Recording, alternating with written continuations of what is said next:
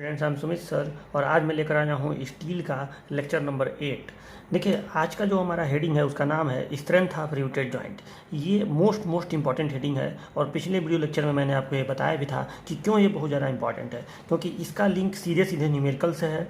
इसका link semester के question से भी बनता है, मतलब इस पर क्वेश्चन भी आता है, न्यूमेरिकल वाला तो आता ही है, थ्योरेटिकल क्वेश्चन भी आता है और कंपटीशन में भी इस टॉपिक से क्वेश्चन बनता है। ठीक है, घुमा के बनेगा, तो इसलिए ये टॉपिक हो जाता है हमारा मोस्ट इंपॉर्टेंट। तो सब लोग चलिए हेडिंग डाल लीजिए, स्ट्रेंथ ऑफ रिवेटेड जॉइंट। देखिए, मैंने आपको बताया था पिछले क्लास में कि प्रॉब्लम दो तरह के होते हैं, न्यूमेरिकल जो आते हैं वो दो तरह के होते हैं, एक एनालिसिस का, एक डिज़ाइन का। एनालिसिस का मतलब कि आपको जॉइंट का पूरा डिटेल दिया हो और आपसे उसका अधिकतम लोड पूछ दे कि कितना लोड सहन करेगा, तो ये कहलाता है एनालिसिस करना। और डिज़ाइन माने आपको लोड दे देगा, कहेगा कि हाँ ये इतना लोड है, इसको सहन करवाने के लिए ये हमें जॉइंट बना के दो, तो ये कहलाता है डिज़ाइन। तो ये दोनों न्यूमेरिकल्स आपको इस चैप्टर में पढ़ने हैं। जब आप ये दोनों पढ़ लेंगे ना तो चैप्टर समाप्त हो जाएगा। ठीक, तो अब देखिए, अब हमें सबसे पहले स्ट्रेंथ हेडिंग मतलब एक तरह से एनालिसिस ही करना है। डिज़ाइन की बात तो बाद में होगी, तो अभी हम ये चीज़ आपको पढ़ाने जा रहे हैं, स्ट्रेंथ बताने जा रहे हैं। ठीक है, तो देखो बाद में मैं बताऊंगा कि आपको किस स्टेप से न्यूमेरिकल सॉल्व करना है, मतलब वो चीज़ मैं आपको बाद में बताऊंगा कि एनालिसिस का क्वेश्चन आए तो क्या आप पहले करेंगे, एक स्टेप बाय स्टेप मैं आपको बताऊंगा। लेकिन अभी के लिए आप ये हेडिंग पहले पढ़ लीजिए, क्योंकि बीच में ज़रूरत पड़ेगी इस हेडिंग की। स्ट्रेंथ नहीं जानेंगे तो एनालिसिस कर ही नहीं पाएंगे। तो देखिए, स्ट्रेंथ क्या होता है, स्ट्रेंथ यानी मैक्सिमम लोड। अब मैक्सिमम लोड का मतलब ये हुआ कि किस लोड पर रिविट का या रिवेटेड ज्वाइंट कहिए, देखो रिवेटेड ज्वाइंट में प्लेट और रिविट दोनों आ जाता है, तो किस लोड पर रिवेटेड ज्वाइंट का फेल्योर होगा, जिस लोड पर होगा वही उसका स्ट्रेंथ कहलाता है। अब देखो, रिवेटेड ज्वाइंट का जो फेल्योर है वो कई चीज़ों से होता है, मैंने लास्ट टाइम पे आपको बताया था। एक तो होता है रिविट का फेल्योर और एक तो होता है प्लेट का फेल्योर। भाई रिविट भी फेल करता है, प्लेट भी फेल करता है, दोनों में से कोई भी फेल कर जाए तो हम कहेंगे कि हमारा ज्वाइंट फेल कर गया। अब जो रिविट का फेल्योर है ये खुद दो तरह का होता है, एक होता है सीयर में, एक होता है बियरिंग में। अब ये सब मैं आपको पिछले लेक्चर में पढ़ा चुका हूँ कि सीयर फेल्योर, बियरिंग फेल्योर क्या है। और प्लेट का फेल्योर होता है टीयरिंग में, प्लेट फट जाता है। और एक और फेल्योर होता है एज फेल्योर, जिसकी बात हम यहाँ पे नहीं करेंगे, क्योंकि अगर हम प्रॉपर एज डिस्टेंस प्रदान करें तो एज फेल्योर की संभावना खत्म हो जाती है, कम हो जाती है। इसलिए हम स्ट्रेंथ निकालते समय एज फेल्योर की बात नहीं करेंगे। हम यही मान के चलेंगे कि रिविट जिस मैक्सिमम लोड पे फेल करेगा वो या तो सीयर की वजह से होगा, या तो बियरिंग की वजह से होगा, और या तो टीयरिंग की वजह से होगा। सीयर बियरिंग रिविट में होता है और टीयरिंग जो है ये प्लेट में होता है। बियरिंग खैर दोनों में होता है, बियरिंग तो प्लेट और रिविट दोनों में हो सकता है, लेकिन प्लेट भी अगर हमारा ठीक ठाक मजबूत है, उसका मटेरियल स्ट्रांग है, तो उसका भी क्रशिंग की संभावना बहुत कम रहती है। तो हम यहाँ पे जिस स्ट्रेंथ की बात करेंगे उस स्ट्रेंथ में हम केवल ये मान के चलेंगे कि जो फेल्योर होगा रिविट का, रिविटेड ज्वाइंट का, उसमें रिविट का होगा और प्लेट का होगा। प्लेट का सिर्फ और सिर्फ टीयरिंग से होगा और रिविट का सीयर और बियरिंग से होगा। सीयर माने रिविट का कहीं से बीच में से कट जाना और बियरिंग माने रिविट का चपटा हो जाना, रिविट के मटेरियल का क्रश कर जाना, दब जाना। ठीक, और प्लेट की टीयरिंग माने प्लेट का फट जाना। ठीक, तो इन तीन मतलब हम यहाँ पे आगे पढ़ेंगे क्या कि हम ये पढ़ेंगे कि किस लोड पर रिविट का सीयर फेल्योर हो जाएगा, वो सीयर स्ट्रेंथ कहलाएगा रिविटेड ज्वाइंट का। किस लोड पर रिविट का बियरिंग फेल्योर हो जाएगा, जिस लोड पर बियरिंग फेल्योर हो जाएगा वो बियरिंग स्ट्रेंथ कहलाएगा रिविटेड ज्वाइंट का। और किस लोड पर प्लेट का टीयरिंग हो जाएगा तो वो टीयरिंग फेल्योर कहलाएगा, प्लेट का नहीं, रिविटेड ज्वाइंट का। समझ रहे ना बात को? तो ये चीज़ हमें करना है कि हमें सीयर स्ट्रेंथ निकालना है, हमें बियरिंग स्ट्रेंथ निकालना है, हमें टीयरिंग स्ट्रेंथ निकालना है। सीयर स्ट्रेंथ रिविट के लिए निकलेगा, बियरिंग स्ट्रेंथ रिविट के लिए निकलेगा और टीयरिंग स्ट्रेंथ प्लेट के लिए निकलेगा। लेकिन आप इसको कहेंगे ऐसे कि चाहे वो रिविट के लिए निकले चाहे प्लेट के लिए निकले, आप उसको कहेंगे कि ये रिवेटेड ज्वाइंट का स्ट्रेंथ है। कौन सा स्ट्रेंथ? तो सीयर स्ट्रेंथ। कौन सा स्ट्रेंथ? तो बियरिंग स्ट्रेंथ। कौन सा स्ट्रेंथ? तो टीयरिंग स्ट्रेंथ। ठीक है, तो चलिए अब इसको हम लोग मतलब इस हेडिंग में तीन हेडिंग हो जाएंगे। एक हेडिंग हो जाएगा सीयर स्ट्रेंथ, एक हेडिंग हो जाएगा बियरिंग स्ट्रेंथ, एक हेडिंग हो जाएगा टीयरिंग स्ट्रेंथ। तो सबसे पहले हम लोग सीयर स्ट्रेंथ के बारे में पढ़ेंगे। तो देखो, सबसे पहले तो पहला मतलब इस हेडिंग के अंदर पहला हेडिंग क्या रहेगा, तो पहला हेडिंग रहेगा सीयर स्ट्रेंथ ऑफ रिविट। ठीक, मतलब रिविट का सीयर स्ट्रेंथ कैसे निकालते हैं, पहले आप एक रिविट का निकालना सीख लेंगे तो आपको पूरे ज्वाइंट का निकालना समझ में आ जाएगा। ठीक, तो एक जो रिविट होता है, रिविट मतलब ये चीज़, ऐसे जो रिविट होता है इसका सीयर स्ट्रेंथ कैसे निकलता है ये समझ लीजिए। सीयर स्ट्रेंथ को पी एस, लोड के लिए पी सिंबल बनाया जाता है, चूंकि ये सीयर है तो पी एस लिखते हैं। तो कहीं भी पी एस लिख के आप इसको डिनोट करेंगे, ठीक है। तो शियर स्ट्रेंथ ऑफ रिवेट मतलब इस हेडिंग के अंदर जो पहला रहेगा वो ये रहेगा। अब सुनो, एक जनरल फार्मूला शियर स्ट्रेंथ का क्या होगा आप लोग बताइए। मान लो कि ये रिवेट है, थोड़ा सा मैं आपको 3 डायमेंशनल व्यू बना रहा हूँ, ऐसे कर दे रहा हूँ। तो ये रिवेट है, ये रिवेट कहीं बीच में से कटेगा। क्यों कटेगा? क्योंकि आधा प्लेट का हिस्सा यहाँ से गुजरा हुआ है और प्लेट का हिस्सा इधर से ऐसे गुजरा हुआ है, ठीक। समझ रहे हैं ना, मतलब कुछ इस तरह से। और ये जब प्लेटें ऐसे खिंचाएंगी तो रिवेट बीच में से यहाँ से कटने की प्रवृत्ति होगी इसमें। तो आप एक बात बताइए, मान लो रिवेट यहाँ से कट रहा है तो यहाँ पे काटने वाला फोर्स लग रहा है जो इसको काटेगा। तो काटने वाला फोर्स इसके अनुप्रस्थ काट पे लग रहा है कि नहीं? मतलब आप इसको नीचे से देखें तो यहाँ पे इस रिवेट का जो ये अनुप्रस्थ काट है यहीं पे तो काटने वाला फोर्स लग रहा है। तो कभी भी आप एक फार्मूला जानते हैं, एक जनरल फार्मूला, कि लोड बराबर होता है, स्ट्रेस बराबर होता है load upon area. Stress is equal to load upon area, ये फार्मूला आप सभी लोग जान रहे हैं। तो आपसे अगर कोई लोड पूछ दे तो लोड बराबर स्ट्रेस गुणे एरिया, स्ट्रेस गुणे एरिया। और कोई मैक्सिमम लोड पूछ दे कि मैक्सिमम लोड यानी स्ट्रेंथ बताओ, तो मैक्सिमम लोड कोई भी आपसे पूछ दे यानी स्ट्रेंथ पूछ दे तो हो जाएगा स्ट्रेस गुणे एरिया नहीं बल्कि परमिसिबल स्ट्रेस गुणे एरिया। बात समझ रहे हैं ना? तो अगर आपसे कोई सामर्थ्य पूछ दे कि किसी वस्तु का सामर्थ्य बताओ यानी मैक्सिमम लोड बताओ, तो मैक्सिमम लोड बराबर हो जाएगा जो मैक्सिमम स्ट्रेस वो सहन कर पाएगा, यानी एक तरह से परमिसिबल स्ट्रेस जिसको लगाने की इजाज़त है, इनटू एरिया, ठीक। तो कभी भी आप अगर जैसे ये रिवेट यहाँ पे कट रहा है तो रिवेट का जो मटेरियल है उसके परमिसिबल स्ट्रेस में आप इसके अनुप्रस्थ काट का गुणा कर दें, एरिया का गुणा कर दें, क्रॉस सेक्शन एरिया का, तो जो चीज़ निकलेगा वो उसका सामर्थ्य निकल जाएगा। मतलब उतना लोड वो सहन कर पाएगा, उससे ज़्यादा लगाने पर चूंकि स्ट्रेस परमिसिबल से ज़्यादा हो जाएगा तो रिवेट कट जाएगा। बात समझ रहे हैं? मतलब उतने लोड पर परमिसिबल स्ट्रेस ही डेवलप होगा। मतलब जो सामर्थ्य आपका निकलेगा उतने लोड पर जो स्ट्रेस आएगा वो परमिसिबल के बराबर होगा, यानी उस पर रिवेट में कोई दिक्कत नहीं आएगी। लेकिन इससे ज़्यादा लोड लगाएंगे जो सामर्थ्य निकालने पर आएगा तो ये स्ट्रेस परमिसिबल से ज़्यादा हो जाएगा और रिवेट को का फेल मान लिया जाएगा, ठीक। तो जनरल फार्मूला क्या होगा शियर स्ट्रेंथ का? Cross sectional area of rivet into permissible stress in shear area into, अगर आपको ये मैक्सिमम लोड है तो लोड निकालना हो तो एरिया गुणे स्ट्रेस, लेकिन कौन सा स्ट्रेस? Permissible stress. तो cross sectional area of rivet, यहाँ पे एरिया का मतलब क्रॉस सेक्शनल एरिया है क्योंकि काटने की प्रवृत्ति क्रॉस सेक्शन पे ही तो होगी रिवेट के। तो cross sectional area of rivet into permissible stress in shear. अरे बताओ इस परमिसिबल स्ट्रेस इन शियर को क्या लिखते हैं? आपको मैं पिछले वीडियो लेक्चर में परमिसिबल स्ट्रेस बताया था। परमिसिबल स्ट्रेस था सिग्मा ए टी और एक था टाउ वी एफ। ये tau V F permissible stress इन शियर था कि नहीं रिवेट के लिए, और इसका मान भी आपको बताया था 100 था ना, 100 300 नहीं था पावर ड्रिवन के लिए, पावर ड्रिवन सॉफ्ट रिवेट के लिए। तो इसका मान इसको टाउ वी एफ लिखेंगे, टाउ वी एफ, ठीक। अब वो टाउ वी एफ 100 होगा कि 90 होगा कि 80 होगा वो डिपेंड करेगा रिवेट कौन सा है, PDF है, HDS है, कौन सा रिवेट है वो सब मैं आपको बता चुका हूँ कि किस रिवेट के लिए कितना होता है। तो समझे ना? तो शियर स्ट्रेंथ का जनरल फार्मूला क्या हुआ?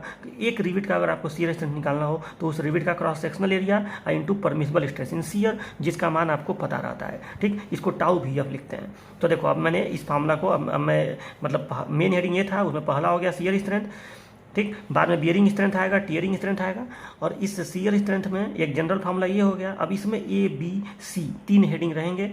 ए में मैं लिखा हूँ shear strength of single rivet, माने एक रिवेट हो तो उसका शियर स्ट्रेंथ कितना होगा? तो उसका स्ट्रेंथ होगा क्रॉस सेक्शनल एरिया, यहाँ जो लिखा हूँ तो क्रॉस सेक्शनल एरिया का ये फार्मूला होता है कि नहीं, पाई d²/4, ठीक। जहाँ पे याद रखना d जो है ये ग्रॉस डाया है, याद रखिएगा d क्या है? Gross dia. इसमें नॉमिनल डाया नहीं इस्तेमाल करते हैं, फाई नहीं इस्तेमाल करते हैं, ग्रॉस डाया इस्तेमाल करते हैं। भले रिवेट कटेगा लेकिन इस्तेमाल ग्रॉस डाया ही करते हैं। तो मैं नीचे लास्ट में कहीं लिख दे रहा हूँ कि d क्या है? ग्रॉस डाया ऑफ रिवेट है। तो ये याद रखिए, मैंने होल का डाया, तो ये चीज़ याद रखिएगा। तो सिंगल रिवेट का शियर स्ट्रेंथ क्या हो गया? पाई d²/4 into tau V F. लेकिन इसका एक और फार्मूला हो जाएगा 2 पाई d²/4 into tau V F. कब यहाँ पे 2 का गुणा नहीं होगा? तो देखो जब सिंगल शियर होगा, सिंगल शियर अगर हो, रिवेट एक जगह कटे केवल, तो उस समय यहाँ पे 2 का गुणा नहीं करेंगे। लेकिन अगर डबल शियर हो, रिवेट 2 जगह कटे, और ये 2 जगह कटने वाला चीज़ किस में होता है? डबल कवर बट ज्वाइंट में। लैप ज्वाइंट में हमेशा सिंगल शियर ही होता है। तो अगर सिंगल शियर हो तो यहाँ पे 2 का गुणा नहीं करेंगे, लेकिन अगर डबल शियर हो तो यहाँ 2 का गुणा करेंगे, क्योंकि जब 2 जगह आपका काटने वाला बल लगेगा, मान लो कि यहाँ पे डबल शियर हो रहा है, मैंने रिविट यहाँ भी कट रहा है, यहाँ भी कट रहा है, तो उस कंडीशन में जो सामर्थ्य आएगा, जो स्ट्रेंथ आएगा, वहाँ पे चूंकि ये दो जगह इसको काटने की कोशिश कर रहा है ना, तो आपको 2 का गुणा करना पड़ेगा, ठीक। यानी इसका सामर्थ्य बढ़ जाएगा। जानते हो क्यों बढ़ जाएगा? इसलिए बढ़ जाएगा कि जब देखो मान लो कि ये डबल कवर बट ज्वाइंट है, ये डबल कवर बट ज्वाइंट है और यहाँ पे एक रिविट है और यहाँ पे एक रिविट है, ठीक। तो जब आप लोड लगाएंगे तो ये लोड आधा आधा बढ़ जाता है, यहाँ काटेगा और यहाँ काटेगा, यहाँ काटेगा, यहाँ काटेगा। तो रियलिटी में अगर यहाँ पे डबल कवर नहीं होता तो ये लोड पूरा का पूरा यहाँ पे इसको काटने की कोशिश करता, तो ये रिविट जल्दी कट जाता। लेकिन अगर ये लोड यहाँ पे ये डबल कवर है तो यही लोड 2 जगह काटने की कोशिश करेगा, तो इसका सामर्थ्य डबल हो जाएगा। मतलब आप थोड़ा और ज़्यादा बल लगाएंगे, दुगुना बल लगाएंगे, तब जाके ये कटेंगे सब। इसीलिए 2 का गुणा यहाँ पे किया जाता है। तो चलो उतना दिमाग लगाने की जरूरत नहीं है, बस आप इसको याद रखिए कि सिंगल सीयर तो 2 का गुणा नहीं करेंगे, डबल सीयर तो 2 का गुणा करेंगे। सिंगल सीयर लैप में होता है और सिंगल कवर बट में होता है, और डबल सीयर किस में होता है? सिर्फ डबल कवर बट ज्वाइंट में होता है। तो यहाँ ये सब फार्मूला समझ में आया? तो देखो रटोगे तो कभी रट नहीं पाओगे। आप मेन कॉन्सेप्ट याद रखिए कि cross sectional area into permissible stress shear वाला कर देंगे तो सीयर स्ट्रेंथ एक रिविट का निकल जाएगा, ठीक। और क्रॉस सेक्शनल एरिया के फार्मूला सभी लोग जान ही रहे हैं, पाई डी स्क्वायर बटे 4 होता है भाई, वृत्त का ये क्षेत्रफल का सूत्र होता है, ठीक है। पाई डी स्क्वायर बटे 4, डी यहाँ पे ग्रॉस डाया है याद रखिएगा, और टाउ भी अब परमिसिबल स्ट्रेस इन सीयर है। इसका मान पिछले टर्म में बताया था 100 होता है, ठीक। किस रिविट के लिए? पावर ड्रिवन सॉफ्ट रिविट के लिए। और 80 होता है किसके लिए? हैंड ड्रिवन सॉफ्ट रिविट के लिए। और फील्ड रिविट के लिए 10% कम कर देते हैं, ठीक है। तो चलो ये तो आपको याद रहेगा। अब देखिए, अब दूसरा स्ट्रेंथ देखिए क्या है। अब जाहिर सी बात है, जब ज्वाइंट तैयार होता है तो ज्वाइंट में एक रिविट तो होता नहीं है। मान लो कि यहाँ पे लैप ज्वाइंट ही समझो, मान लो ये लैप ज्वाइंट है, ये लैप ज्वाइंट है, तो क्या यहाँ पे एक ही मान लो ऐसे ऐसे ऐसे किया गया है, ठीक। तो यहाँ पे तो 4 रिविट हैं, एक रिविट तो है नहीं। इसके सेक्शन में 2 रिविट दिखेंगे, ये डबल रिविटेड अरेंजमेंट है ना, डबल रिविटेड, ठीक। सेक्शन में 2 रिविट ऐसे दिखेंगे इस तरह से, यहाँ पे एक रिविट दिखेगा, यहाँ पे एक रिविट दिखेगा। मैं थोड़ा सा रफली बना रहा हूँ, अच्छा फिगर बना के बता चुका हूँ, ठीक। तो ये डबल रिविटेड है। तो इस रिविटेड ज्वाइंट का स्ट्रेंथ आप कैसे निकालेंगे, उसका फार्मूला देखिए क्या है। तो इसका फार्मूला ये है, सीयर स्ट्रेंथ आप ये सिंगल रिविट का था, ठीक है। इसमें तो बस यहाँ पे एक रिविट का इस्तेमाल करेंगे। अब सीयर स्ट्रेंथ आप रिविटेड ज्वाइंट, सीयर स्ट्रेंथ आप रिविटेड ज्वाइंट अगर आपको निकालना हो तो ये इस फार्मूला, अगर सिंगल सीयर हो रहा हो तब, जैसे यहाँ पे सिंगल सीयर हो रहा है, तो अगर सिंगल सीयर हो रहा है तो इस फार्मूला में n का गुणा कर देंगे। और अगर डबल सीयर हो रहा हो तो ये जो फार्मूला आया है यहाँ पे 2 का गुणा कर देंगे। मतलब मैं ये कह रहा हूँ कि ये सिंगल रिविट का निकला है। देखो कंफ्यूज मत होना, सिंगल रिविट और सिंगल सीयर अलग चीज़ है, ठीक है। अगर एक रिविट का आप निकालेंगे सिंगल सीयर में तो केवल ये फार्मूला प्रयोग होगा। एक रिविट का डबल सीयर में निकालेंगे तो यहाँ पे 2 का गुणा होगा। लेकिन अगर रिविटेड ज्वाइंट का निकालेंगे तो उसमें n का गुणा करना पड़ेगा सिंगल सीयर वाले में, ठीक। मतलब रिविट एक जगह कटे, जैसे यहाँ पे 4 रिविट हैं तो यहाँ पे आप 4 का गुणा करेंगे, जितना नंबर आप रिविट हो उसका गुणा करेंगे, तब पूरे ज्वाइंट का निकलेगा। लेकिन अगर यहीं पर डबल सीयर हो रहा हो, मान लो एक प्लेट में नीचे भी ऐसे लगा दूँ, ठीक है, लैप ज्वाइंट में ही मान लो ये डबल सीयर हो रहा है, तो अगर डबल सीयर होगा तो आप इसमें 2 का गुणा करेंगे, क्योंकि ये जो रिविट है, 4 रिविट जो है ये सारा का सारा दोनों 2 जगह कटेगा, इसलिए यहाँ पे 2 का गुणा कर देंगे। यन क्या है? तो यन है लैप ज्वाइंट में कुल रिविट्स की संख्या, मतलब जो भी लैप ज्वाइंट है उसमें कितने रिविट हैं उसकी संख्या है। लेकिन बट ज्वाइंट में यन का मान थोड़ा अलग होगा। बट ज्वाइंट में ज्वाइंट के एक तरफ के रिविट की संख्या, मतलब यही अगर बट ज्वाइंट हो तो उसमें यन का मान ज्वाइंट के एक तरफ के रिविटों की संख्या ली जाएगी। मतलब मैं कुछ ये कहना चाह रहा हूँ, मान लो ये बट ज्वाइंट है, ठीक। बट ज्वाइंट ऐसे दिखता है ना, मान लो कि ये सपोज दैट सिंगल कवर ही है, तो यहाँ पे अगर रिविट ऐसे दिख रहा है तो ये सिंगल रिविटेड है कि डबल रिविटेड है, पहले तो ये बताओ। तो ये सिंगल रिविटेड है, ठीक, क्योंकि ज्वाइंट के एक तरफ का ही देखा जाता है। अब इसके सेक्शन में ऐसे दिखेगा, ऐसे दिखेगा, ठीक। यहाँ पे ये बीच में डॉटेड रहता है, ठीक है, ये चलो तो यहाँ पे हो गया। और यहाँ पे एक रिविट दिखेगा, यहाँ पे एक रिविट दिखेगा।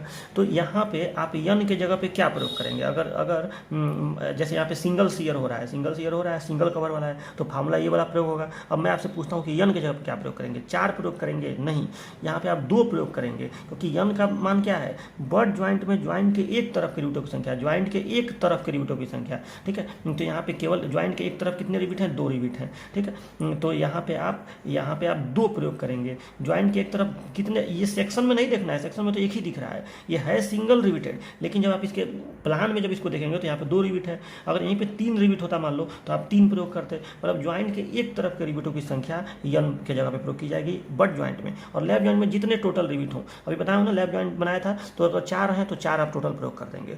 तो लैप में प्लान में जितने रिविट दिखेंगे वो नंबर ऑफ रिविट हो जाएंगे, तो उसका प्रयोग आप करेंगे। बट ज्वाइंट में ज्वाइंट के एक तरफ जितने रिविट होंगे जो प्लान में दिखेंगे उसका आप प्रयोग करेंगे।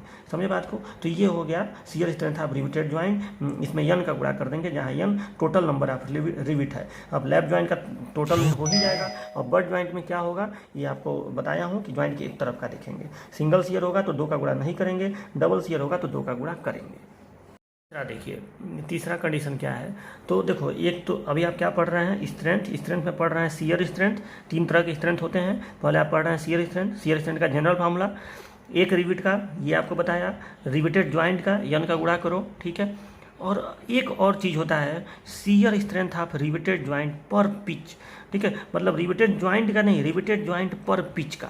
तो इसमें क्या करेंगे, तो इसमें देखो अगर सिंगल शियर होगा तो जो एक रिविट का निकला है ना, एक रिविट का जो निकला है उसमें यन डैश का गुणा कर देंगे। और अगर डबल शियर होगा तो उसमें 2 यन डैश का गुणा कर देंगे, मतलब ये जो सिंगल शियर वाला निकला है उसमें 2 का गुणा कर देंगे, ठीक है। तो ये अब ये 2 और यहाँ पे 2 का गुणा जो नहीं किया गया है, इसका मतलब तो आप समझ रहे हैं कि सिंगल शियर है तो नहीं गुणा किया गया है, डबल शियर है तो 2 का गुणा किया गया है। मेन आपको समझना है कि यन डैश क्या है यहाँ पे, ठीक।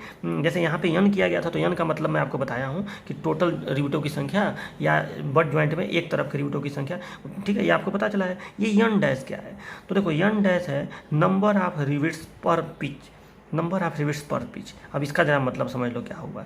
देखो इसका मतलब ये हुआ ना कि जैसे लैप ज्वाइंट है तो लैप ज्वाइंट में जितना रिविट यहाँ पे दिखेगा, ठीक, उसी का आप यूज करेंगे। मतलब अगर यहाँ पे अगर ये सिंगल रिविटेड है, सिंगल रिविटेड यहाँ एक रिविट दिखेगा तो यहाँ पे आप 1 का प्रयोग करेंगे जो सेक्शन में दिखेगा, ठीक। अगर यहाँ पे 2 दिखेगा तो डबल रिविटेड है तो यहाँ पे 2 का आप प्रयोग करेंगे यन के जगह पे, यन डैश के जगह पे। फिर जो निकलेगा उसको कहेंगे shear strength of riveted joint पर पिच। अच्छा, लेकिन बट ज्वाइंट का रूल थोड़ा अलग है। बट ज्वाइंट में हम लोग जैसे मान लो कि ये डबल ही कवर मान लो, तो यहाँ पे हम लोग ज्वाइंट के एक तरफ का देखेंगे। अगर यहाँ पे 1 दिखे तो ये बट ज्वाइंट में सिंगल रिविटेड है, ठीक है, तो यहाँ पे एन डैश पे 1 प्रयोग करेंगे। इधर से मतलब नहीं है, अगर रहेगा तो दोनों तरफ, लेकिन आप दोनों तरफ का नहीं देखेंगे, केवल ज्वाइंट के एक तरफ का देखेंगे, ठीक। अगर यहाँ पे 2 ठे हो, इधर भी 2 ठे हो तो इधर भी 2 ठे होगा ही होगा, तो यहाँ पे ये डबल रिविटेड है तो यहाँ पे आप 2 का प्रयोग करेंगे। तो अगर आप सेक्शन वाले का यहाँ प्रयोग कर लें, टोटल का नहीं, टोटल तो प्लान में दिखता है, ठीक है। अगर आप सेक्शन में जो दिखे, लेफ्ट ज्वाइंट में जितना दिखे और बट में ज्वाइंट के एक तरफ जो दिखे उसका प्रयोग आप कर लेंगे तो फिर उसको हम लोग कहेंगे, जो स्ट्रेंथ निकल के आएगा उसको हम लोग कहेंगे shear strength of riveted joint पर पिच।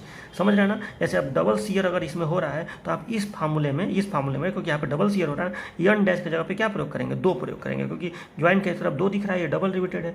तो ये आपको समझना है कि shear strength of riveted joint पर पिच क्या होता है। तो आपने ये तो पहले रट लिया कि ऐसे हम लोग करेंगे, यहाँ पे सेक्शन में देखेंगे, लेकिन थोड़ा सा इसका कॉन्सेप्ट समझ लो कि हम ऐसा क्यों करते हैं, पर पिच में क्यों इसको देखते हैं, जैसा इसको समझ लो जरा, इसको समझिए। देखो होता क्या है कि जैसे ये कोई ज्वाइंट है, मैं किसी थोड़ा सा ज्वाइंट का एक फिगर बना रहा हूँ, लैप ज्वाइंट का ही बना रहा हूँ यहाँ पे। तो यहाँ देखिए, यहाँ पे बात यह है कि जैसे मान लो कि आपको पता है ना कि यहाँ से यहाँ तक का जो डिस्टेंस है इसको पिच कहा जाता है। लोड इसी इधर लगेगा, ऐसे लैप ज्वाइंट है, लेकिन आपको पता है कि इस डिस्टेंस को हम लोग गेज कहते हैं। ये जो डिस्टेंस होता है इसको गेज कहते हैं, इस डिस्टेंस को हम लोग गेज कहते हैं। गेज को भी कभी कभी पिच कहा जाता है, मतलब समझिए बात को। गेज को भी बोलचाल की भाषा में जब आप रियलिटी में इंजीनियर बन जाएंगे तो कई बार यहाँ से यहाँ तक के डिस्टेंस को भी पिच बोला जाता है। एक तरह से वर्टिकल पिच है ये, तो गेज को भी कई बार बोलचाल की भाषा में पिच कहा जाता है। तो यहाँ पे जो ये पर पिच की बात की जा रही है ना, shear strength of riveted joint पर पिच की, यहाँ पे कहीं ना कहीं इस गेज से यहाँ मतलब है। जैसे मैं आपको देखिए बता रहा हूँ, ये बताओ यहाँ से यहाँ तक का डिस्टेंस क्या कहलाता है, गेज।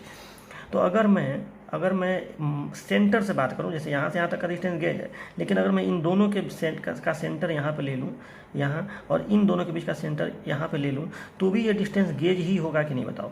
चाहे आप यहाँ से यहाँ तक की बात करिए और चाहे इसके मध्य से इन दोनों के मध्य की बात करिए, ये भी डिस्टेंस गेज के बराबर ही होगा, और गेज को भी पिच कहा जाता है। ठीक, तो आपको बताना ये है कि इस गेज डिस्टेंस के अंदर या इस पिच के अंदर, इस पिच में कितने ज्वाइंट हैं, तो यहाँ कितने रिविट हैं, तो यहाँ पे 3 रिविट हैं, और सेक्शन में भी 3 ही दिखेगा कि नहीं बताओ, सेक्शन में 3 दिखेगा, यानी पर पिच में, यानी यहाँ पे एक पिच हो गया ये, एक पिच हो गया ये, एक पिच हो गया ये, एक पिच हो गया ये, गेज को भी पिच कहा जाता है। ठीक, तो हर पिच में 3-3 रिविट है कि नहीं, यानी पर पिच में 3 रिविट हो रहे हैं, तो इसीलिए यहाँ पे यन डैश के जगह पे 3 का प्रयोग हो जाएगा, लैप ज्वाइंट है तो। ठीक है, इसीलिए हम लोग यहाँ पे यन डैश यूज करते हैं riveted shear strength of riveted joint पर पिच निकालने के लिए। अगर केवल रिविटेड ज्वाइंट का निकालना हो तो टोटल देख लेंगे, तब तो इसमें 1 2 3 4 5 6 3 चौको 12 का प्रयोग करेंगे यन के जगह पे। लेकिन अगर पर पिच का निकालना हो तो यन डैश यूज करेंगे पर पिच के रिविटों की संख्या के लिए, और तब हम लोग सेक्शन में देख लेंगे कितने रिविट दिख रहे हैं। ठीक है, यानी सीधी सी बात मैं आपसे कहूँ तो ये समझने के लिए आप समझ लीजिए, इसको कहीं मैं लिखवाऊंगा नहीं, लेकिन याद करने के लिए बस याद रखिए कि अगर सिंगल रिविटेड हो लैप ज्वाइंट चाहे बट ज्वाइंट, तो हम लोग 1 का प्रयोग करेंगे यन डैश की जगह पे, या तो इस सूत्र में या तो इस सूत्र में। अब कब ये लगाएंगे, कब ये लगाएंगे, ये बार बार मुझे ना बताना पड़े। सिंगल शियर होगा तो ये लगाएंगे, डबल शियर होगा तो ये लगाएंगे। ठीक, अगर डबल रिविटेड हो तो हम लोग यन डैश के जगह पे 2 प्रयोग करेंगे, ट्रिपल रिविटेड हो तो 3 प्रयोग करेंगे, जितना रिविटेड हो उतना हम लोग प्रयोग करेंगे। तो ये बात समझ में आ गया ना। करेगा तो यन डैश बराबर यहाँ पे नंबर ऑफ रिविट्स पर पिच लिखने के साथ साथ एक ब्रैकेट में भी लिख लीजिएगा कि for single riveted n dash is equal to 1, for double riveted n dash is equal to 2, ताकि आपको बाद में याद रहे। देखो अभी ये फिलहाल आप वीडियो से नोट्स अच्छे से बना लेंगे तो बार बार वीडियो नहीं देखते रहेंगे, वीडियो देखना उसमें समय लगता है, कहाँ पर कौन सा टॉपिक बताया गया है, तो आप लोग इसको अच्छे से नोट्स में लिख लेंगे ना तो दोबारा वीडियो नहीं देखना पड़ेगा। इसलिए मैं बोलता हूँ कि कुछ चीज़ें अगर मैं 9 भी बोर्ड पर लिखा रहा हूँ तो आप वीडियो पॉज करिए और लिखते समय उसको बढ़ा लीजिए। ठीक है, तो यहाँ पे जब आप लिखिएगा यन डैश क्या है तो यहाँ पे ये तो लिख दीजिएगा नंबर ऑफ रिविट्स पर पिच। ठीक, और ये पर पिच के साथ साथ ये भी लिख दीजिएगा कि फॉर सिंगल रिविटेड 1, यानी जितना रिविटेड हो अरेंजमेंट, अगर सिंगल रिविटेड हो रहा है तो 1, फॉर डबल रिविटेड तो यन डैश बराबर 2, ऐसे लिख देंगे तो बाद में आपको याद रहेगा कि यन डैश कैसे निकलेगा। ठीक, तो अब देखो अब इस चीज़ को आपको शुरू से लिखना है, तो शियर स्ट्रेंथ जैसे ये लिखा हुआ है, जैसे इस बोर्ड पर लिखा हुआ है सेम जस का तस ऐसे उतार दीजिएगा। ठीक है, इसमें कुछ भी अलग से आपको लिखने की जरूरत नहीं है, बस यहाँ पे यन डैश में जो बताया हूँ वो लिख दीजिएगा, बाकी सब जस्ट का तो उतार दीजिएगा। फार्मूला कंठस्थ कर लीजिए, ये फार्मूला दोनों कंठस्थ होना चाहिए, ये दोनों कंठस्थ होना चाहिए, ये दोनों कंठस्थ होना चाहिए। अब देखो मैं पहले ही कहा हूँ कि फार्मूला भले इसमें ज़्यादा आपको मिलेगा लेकिन आप समझे रहेंगे तो कुछ है क्या इसमें, ये एरिया इंटू परमिसिबल, यहाँ पे यन का गुणा करो, अगर रिविटेड ज्वाइंट का पूछे फिर वही चीज़ है, एक रिविट का जो निकाले हो, डबल शियर होगा तो 2 का गुणा करेंगे, कुछ नहीं है। और यहाँ पे अगर पर पिच का निकालना हो तो यन डैश का गुणा कर देंगे। ठीक है, यन डैश क्या है बता ही दिया, तो ये आपको एकदम अच्छे से याद होना चाहिए। देखो इस टॉपिक में इस कब यन का गुणा होगा, कब यन डैश होगा,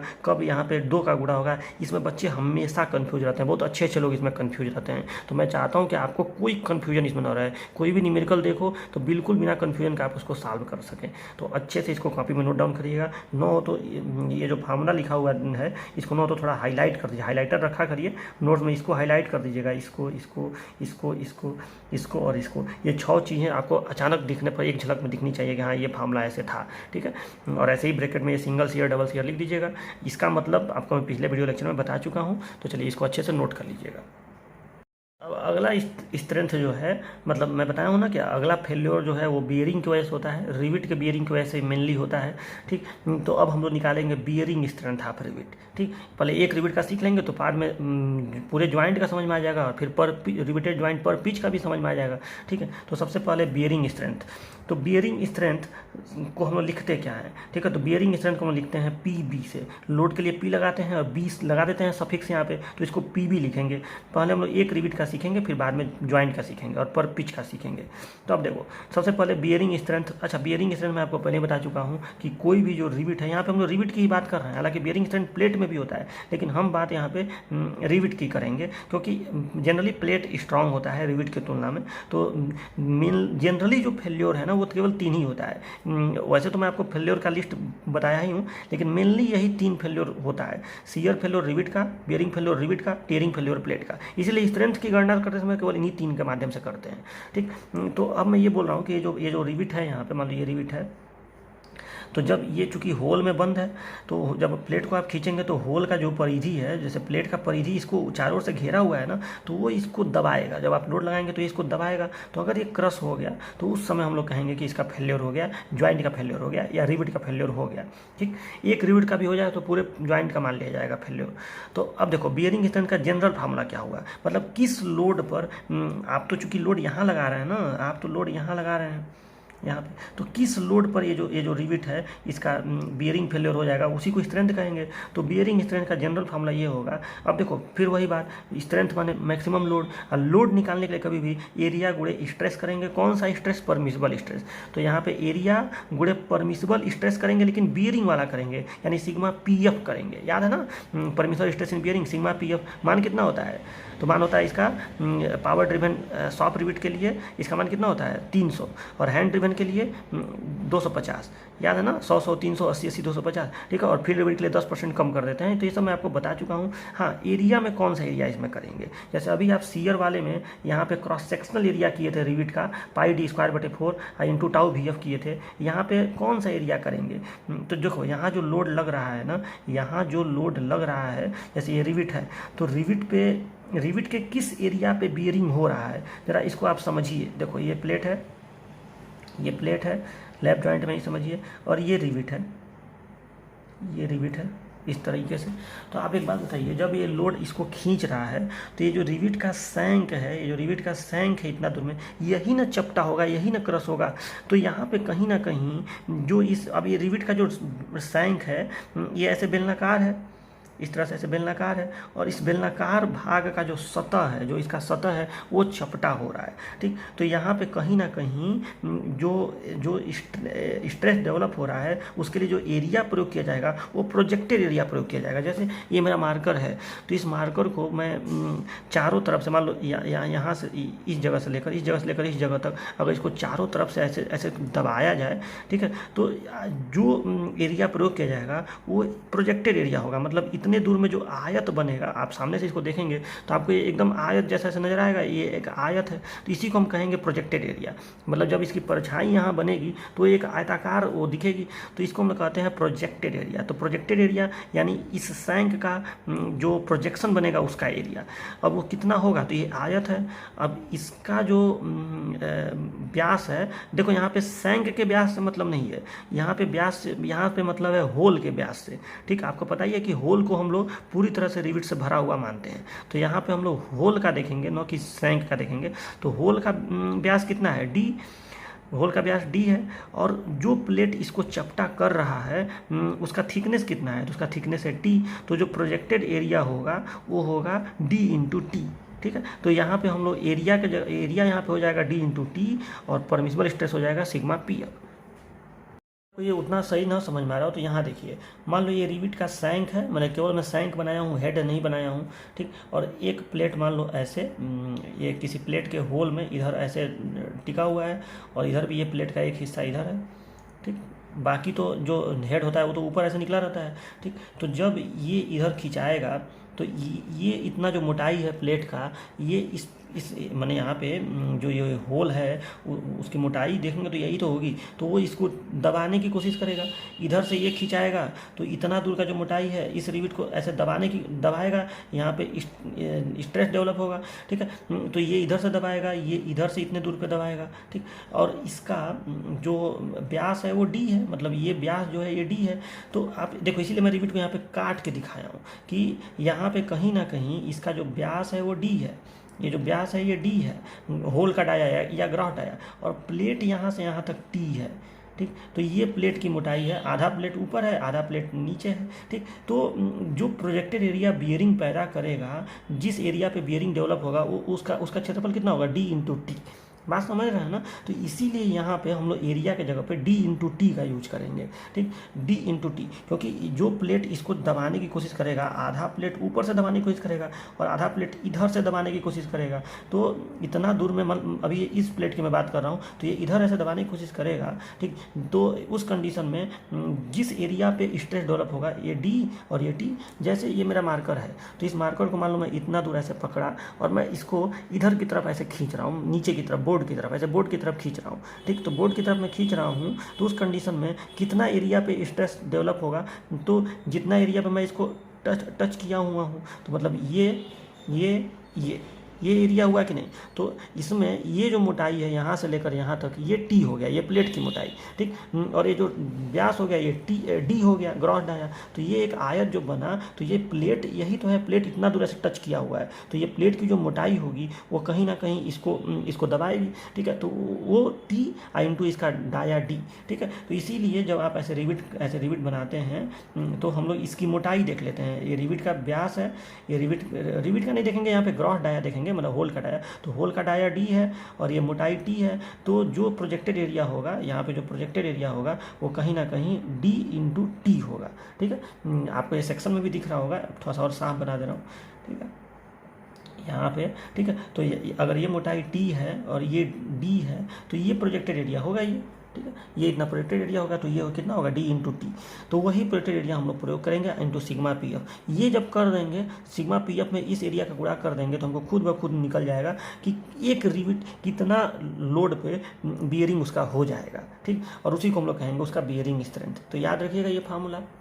यहाँ पे मैंने फार्मूला सबसे पहले मैं इसमें भी देखो, अब ए बी सी होगा, जनरल फार्मूला तो हो गया यहाँ पे, bearing strength equal to projected area into permissible stress in bearing. अब इसमें भी ए बी सी, एक होगा सिंगल रिविट का, एक होगा रिविटेड ज्वाइंट का, और लास्ट वाला होगा रिविटेड ज्वाइंट पर पिच का, ठीक है। तो अब देखो यही जैसे पिछले वाले में था, पी बी लिखेंगे, देखो पी बी इसको भी लिख सकते हैं, पी बी इसको भी लिख सकते हैं, और पी बी इसको भी लिख सकते हैं। पिछले वाले में पी एस था, इस वाले में पी बी रहेगा। तो वो तो डिपेंड करेगा कि मतलब पी बी सिंगल रिविट के कहा जा रहा है कि पी बी रिविटेड ज्वाइंट का कहा जा रहा है कि पी बी रिविटेड ज्वाइंट पर पिच का कहा जा रहा है। मतलब बियरिंग स्ट्रेंथ के लिए एक जनरल टर्म है पी बी, ठीक है। तो अब देखो, अब यहाँ पे हम लोग सिंगल रिविट का जब निकालेंगे, तो सिंगल रिविट में केवल D into T into sigma P F कर देंगे। अब ये मैं आपको समझा चुका हूँ कि ये प्रोजेक्टेड एरिया है रिविट का, ठीक। तो ये इसको मत पूछेगा कि क्या है, डी क्या है यहाँ पे, तो ग्रास डाया रिविट है, और टी क्या है, तो टी देखो, ये देखो जनरली टी जो है उसको अभी मैं आपको बता रहा था कि ये थिकनेस ऑफ प्लेट होगा। जैसे यहाँ पे रिविट है तो थिकनेस ऑफ प्लेट, लेकिन मान लो कभी कभी ऐसा हो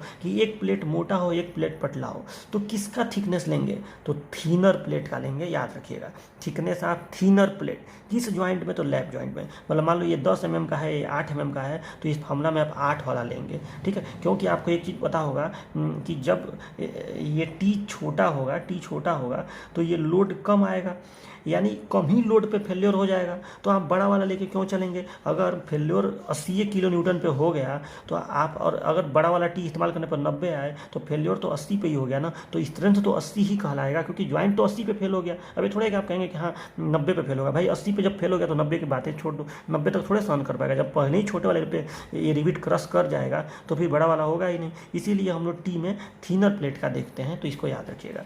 लैप ज्वाइंट में तो टी क्या है, thickness of thinner plate in lap joint. लेकिन बट ज्वाइंट में क्या करते हैं, तो देखो बट ज्वाइंट में हम लोग ये करते हैं, यहाँ देखिए ध्यान से, बट ज्वाइंट में मान लो कि ये सिंगल कवर का बट ज्वाइंट है, तो इसमें हम लोग ये देखते हैं, यहाँ पे रिविट लगाया गया है, यहाँ पे रिविट लगाया गया है, तो इसमें हम लोग ये देखते हैं कि देखो ये दोनों प्लेट तो इसमें बराबर ही होती हैं, इसको मेन प्लेट कहा जाता है। ये इन दोनों की मोटाई तो अलग अलग हो ही नहीं सकती है, तो इन दोनों की मोटाई तो सेम होती है। अब इसमें हम लोग क्या करते हैं बट ज्वाइंट में, कि ये जो ऊपर वाला कवर प्लेट लगा है इसमें और इस मेन प्लेट में देखते हैं कि कौन पतला है, जो पतला रहेगा उसी का यूज करेंगे।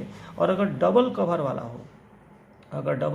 हो, तो इसको याद रखिएगा, तो उस कंडीशन में हम लोग इन दोनों का जोड़ेंगे, और अगर इन दोनों का समेशन कवर प्लेट का जोड़ेंगे, अगर इन दोनों का योग मेन प्लेट वाले से कम आ गया, मान लो कि ये है सपोज डैट 5 mm और ये है 5 mm, ये आया 10 mm और मेन प्लेट है 12 mm की, तो आप 10 ही यूज करेंगे। तो यहाँ पे देखो क्या लिखा है मैंने, टी बराबर लिखा है thickness of thinner plate in lap joint अथवा thickness of main plate and sum of cover plate whichever is minimum, ठीक है, विच इवर इज मिनिमम इन, यहाँ लिख दो बट ज्वाइंट, ठीक है। तो ये आपका मैंने लिखा है कि मेन प्लेट और कवर प्लेट के योगफल में से जो भी छोटा हो वही प्रयोग करेंगे, किसके लिए, बट ज्वाइंट के लिए। तो लैप ज्वाइंट का तो बहुत आसान है, दोनों प्लेटों में से जो भी पतला हो, इन दोनों प्लेटों में से जो भी पतला हो वही टी बराबर यूज कर लेंगे। लेकिन बट ज्वाइंट में कवर प्लेटों को जोड़ेंगे, अगर डबल कवर वाला हो तो दोनों को जोड़ेंगे, ठीक है, और दोनों को जोड़ेंगे, अगर वो मेन प्लेट से छोटा है तो वही वाला लेंगे। और सिंगल कवर बट ज्वाइंट में अगर ये कवर प्लेट पतला है मेन प्लेट से तो पतला वाला ही लेंगे। डबल कवर में दोनों को जोड़ेंगे, दोनों को जोड़ेंगे, ये नहीं कि केवल एक 5 ले लिया, नहीं, 5 5 10 की है, ये 12 है तो 10 लेंगे। हाँ, लेकिन मान लो 5 5 10 की और ये 8 ही है, तो कौन सा लेंगे? तब 8 लेंगे। तो इसमें ये देखेंगे कि मेन प्लेट में और कवर प्लेट के योगफल में कौन छोटा है, वही वाला लेंगे जो छोटा होगा, ठीक है। तो ये आपको समझ में आया कि टी का हिसाब किताब क्या है, टी कैसे लिया जाता है। तो ये D T into sigma P F. अब देखो ये फार्मूला भारी नहीं है, आप याद रखिए कि कभी भी स्ट्रेंथ निकालेंगे, मैक्सिमम लोड निकालेंगे तो एरिया गुणे स्ट्रेस होगा, यहाँ पे परमिसिबल वाला आएगा, बियरिंग की बात हो रही है तो बियरिंग वाला आएगा, यानी सिग्मा पी एफ आएगा, और बियरिंग में एरिया प्रोजेक्टेड एरिया इस्तेमाल करेंगे तो डी इंटू टी इस्तेमाल करेंगे। हाँ, अब डी ग्रॉस डाया है यानी होल का डाया, और टी क्या है? Thickness of thinner plate lap joint में। तो चलो ये हो गया। ये बी क्या रहेगा, मतलब ये जो दूसरा हेडिंग है बियरिंग स्ट्रेंथ, मेन हेडिंग तो वही है, बियरिंग मेन हेडिंग तो था स्ट्रेंथ, और उसमें दूसरा हो गया बियरिंग स्ट्रेंथ। अब बियरिंग स्ट्रेंथ में ए हो गया bearing strength of single rivet, B हो गया bearing strength of riveted joint, ठीक है। अब सिंगल रिविट का नहीं, अब पूरे ज्वाइंट का, मतलब मान लो ये लैप ज्वाइंट है, ठीक है। तो अगर ये लैप ज्वाइंट है चाहे बट ज्वाइंट है, तो मान लो यहाँ पे ऐसे रिविट लगा हुआ है, 4 5 जितने रिविट हों, तो उस पूरे रिविटेड ज्वाइंट का क्या होगा? तो सीधी सी बात है, जो आप सिंगल रिविट का निकाले हैं उसमें यन का गुणा कर दीजिए। और यन क्या है? तो यन आपको पता ही है क्या है। लैप ज्वाइंट है तो टोटल रिविटों की संख्या, और बट ज्वाइंट है तो ज्वाइंट के एक तरफ के टोटल रिविटों की संख्या। तो ये यन बराबर मैंने लिख दिया है total number of rivets in lap joint, और यन बराबर लिख दिया है total number of rivets in each side of joint, in each side of joint in but joint, ठीक है। In each side of but joint, in each side of but joint, ठीक है।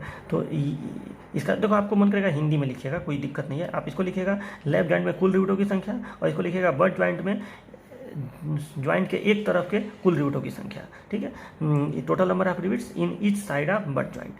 इसको भी हिंदी में लिख सकते हैं, जो मैं भी बताया हूँ। यहाँ पे क्या लिखेंगे कि मेन प्लेट और कवर प्लेट के योगफल में से जो भी छोटा हो, ऐसे लिख दीजिएगा। देखो हिंदी इंग्लिश से ज़्यादा फर्क पड़ता नहीं है, आप जैसे चाहें भाषा कोई भी इस्तेमाल कर सकते हैं। हालांकि थोड़ा थोड़ा आपको इंग्लिश पे, अगर आप इंग्लिश में कमज़ोर हैं तो हल्का फुल्का आदत मैं यहाँ से लगवाना चाहता हूँ, ताकि भविष्य आपका अच्छा हो, आपको भविष्य में दिक्कत ना आए, क्योंकि इंग्लिश के बिना काम चलेगा नहीं कभी। अभी तो यहाँ थोड़ा बहुत बच जाएंगे, लेकिन भविष्य में आपको उसके लिए पछतावा होने लगेगा, इसलिए थोड़ा थोड़ा आदत लगाना भी जरूरी है। तो बहुत हाई लेवल का नहीं, लेकिन थोड़ा थोड़ा आदत लगाना चाहिए। तो ये हो गया total number of rivets in lap joint, ठीक। और ये हो गया total number of rivets in each side of but joint. तो ये समझ में आया आपको कि रिवेटेड ज्वाइंट का बियरिंग स्ट्रेंथ कैसे निकालते हैं। अब देखो, अब एक चीज़ लास्ट बचेगा कि bearing strength of riveted joint पर पिच। तो अगर पर पिच कहा जाए तो एक रिविट का जो निकाले हैं उसमें यन डैश का गुणा कर देंगे, ठीक। और यन डैश क्या है? तो नंबर ऑफ रिविट्स पर पिच है, नंबर ऑफ रिविट्स पर पिच, ठीक। यानी इसका मतलब मैं आपको बताया था कि नंबर ऑफ रिविट्स पर पिच यानी सेक्शन में जितना दिखेगा।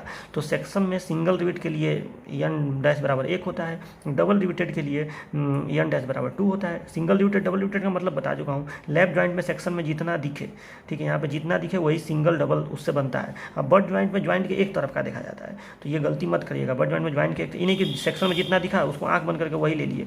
2 दिखा तो आप 2 ले लिए, बट ज्वाइंट में नहीं, 2 दिखेगा तो एक ही होगा, ज्वाइंट के एक तरफ का देखते हैं बट ज्वाइंट में, ठीक। तो यहाँ पे यन डैश का मतलब आपको समझ में आ गया, ठीक। तो ये आपका हेडिंग भी कंप्लीट हो गया। याद रखिएगा, इसको गलती मत करिएगा, ठीक है। तो यहाँ पे एक रिविट का D T sigma P F, riveted joint का n D T sigma P F, n बता ही दिया हूँ क्या है। और अगर रिवेटेड ज्वाइंट पर पिच का है तो यन डैश का गुणा करेंगे, और यन डैश क्या है ये मैं आपको बता दिया हूँ। इसको बोलेंगे क्या? तो इसको बोलेंगे नंबर ऑफ रिविट्स पर पिच, और पर नंबर ऑफ रिविट्स पर पिच का मतलब सेक्शन में जितना दिखे, लैप ज्वाइंट में टोटल और बट ज्वाइंट में एक तरफ। और इसका भी मतलब मैं आपको अभी समझाया हूँ थोड़ी देर कि क्यों जो दिखता है वही लेते हैं, ठीक है। वहाँ पर समझाया हूँ क्योंकि यहाँ पे पिच का मतलब कहीं ना कहीं वर्टिकल पिच यानी गेज से है। तो एक गेज डिस्टेंस में कितना रिविट दिख रहा है उससे मतलब है यहाँ पे, ठीक है। तो लेकिन बोलते उसको भी पीछे ही है, तो ये आपको समझ में आया। हाँ, एक लास्ट बात ये है कि इसमें सिंगल सीयर डबल सीयर से मतलब नहीं होता है। मतलब वो जो सिंगल सीयर, जैसे अभी आप सीयर वाले में पढ़े थे तो सब में 2-2 फार्मूला था। सिंगल सीयर के लिए यहाँ पे गुणा नहीं था और डबल सीयर के लिए 2 का गुणा था। इसमें ऐसा कुछ नहीं होगा। इसमें सिंगल सीयर डबल सीयर से मतलब नहीं है, क्योंकि रिविट कट नहीं रहा है। ये नहीं कि रिविट 2 जगह कट रहा है, 1 जगह कट रहा है, इससे कोई मतलब नहीं है। रिविट बस चपटा हो रहा है, क्रश कर रहा है। तो यहाँ पे सब में एक एक फार्मूला ही होगा। तो आप हाईलाइट करेंगे इस फार्मूला को, इस फार्मूला को और इस फार्मूला को, और इसका इस्तेमाल करना आपको सीख ही लिए होंगे। अब देखो ये अब पिछले में 6 फार्मूला बने, यहाँ फिर 3 फार्मूला बन गए, लेकिन क्या ये भारी लग रहा है आपको? अगर आप थोड़ा सा सिंसियर होकर पढ़ेंगे तो ये सारा चीज़ आपको एकदम आसान लगेगा, बिल्कुल भारी नहीं लगेगा। तो ये हो गया आपका बियरिंग स्ट्रेंथ। अब इस पर हम लोग न्यूमेरिकल सॉल्व करेंगे। तो इसको जैसे जैसे इसमें लिखा हुआ है जस का तस एकदम उतार देना है, कुछ भी आपको अलग से लिखने की ज़रूरत नहीं है। तो एकदम सही से इसको उतार दीजिएगा कॉपी पे, ठीक है। लास्ट जो स्ट्रेंथ है वो है tearing strength. Tearing strength of plate, ठीक है, क्योंकि टियरिंग जो होता है वो प्लेट में होता है, रिविट में नहीं होता है, जनरली इसमें नहीं होता है। रिविटेड ज्वाइंट का जो फेल्योर है वो केवल रिविट के सीयर और बेयरिंग से होता है और प्लेट के टियरिंग से होता है। इसीलिए यहाँ पे हम लिखे हैं टियरिंग स्ट्रेंथ ऑफ प्लेट। इसके लिए पीटी शब्द का यूज करते हैं, पी सफिक्स टी, ठीक है। तो ये मतलब एक जनरल शब्द है टियरिंग स्ट्रेंथ के लिए, पीटी। अब चलो देखो ये टियरिंग स्ट्रेंथ कैसे होता है और इसका जनरल फार्मूला क्या होता है। तो देखो यहाँ पे जो जनरल फार्मूला है टियरिंग स्ट्रेंथ का वो है cross sectional area into permissible stress in tension.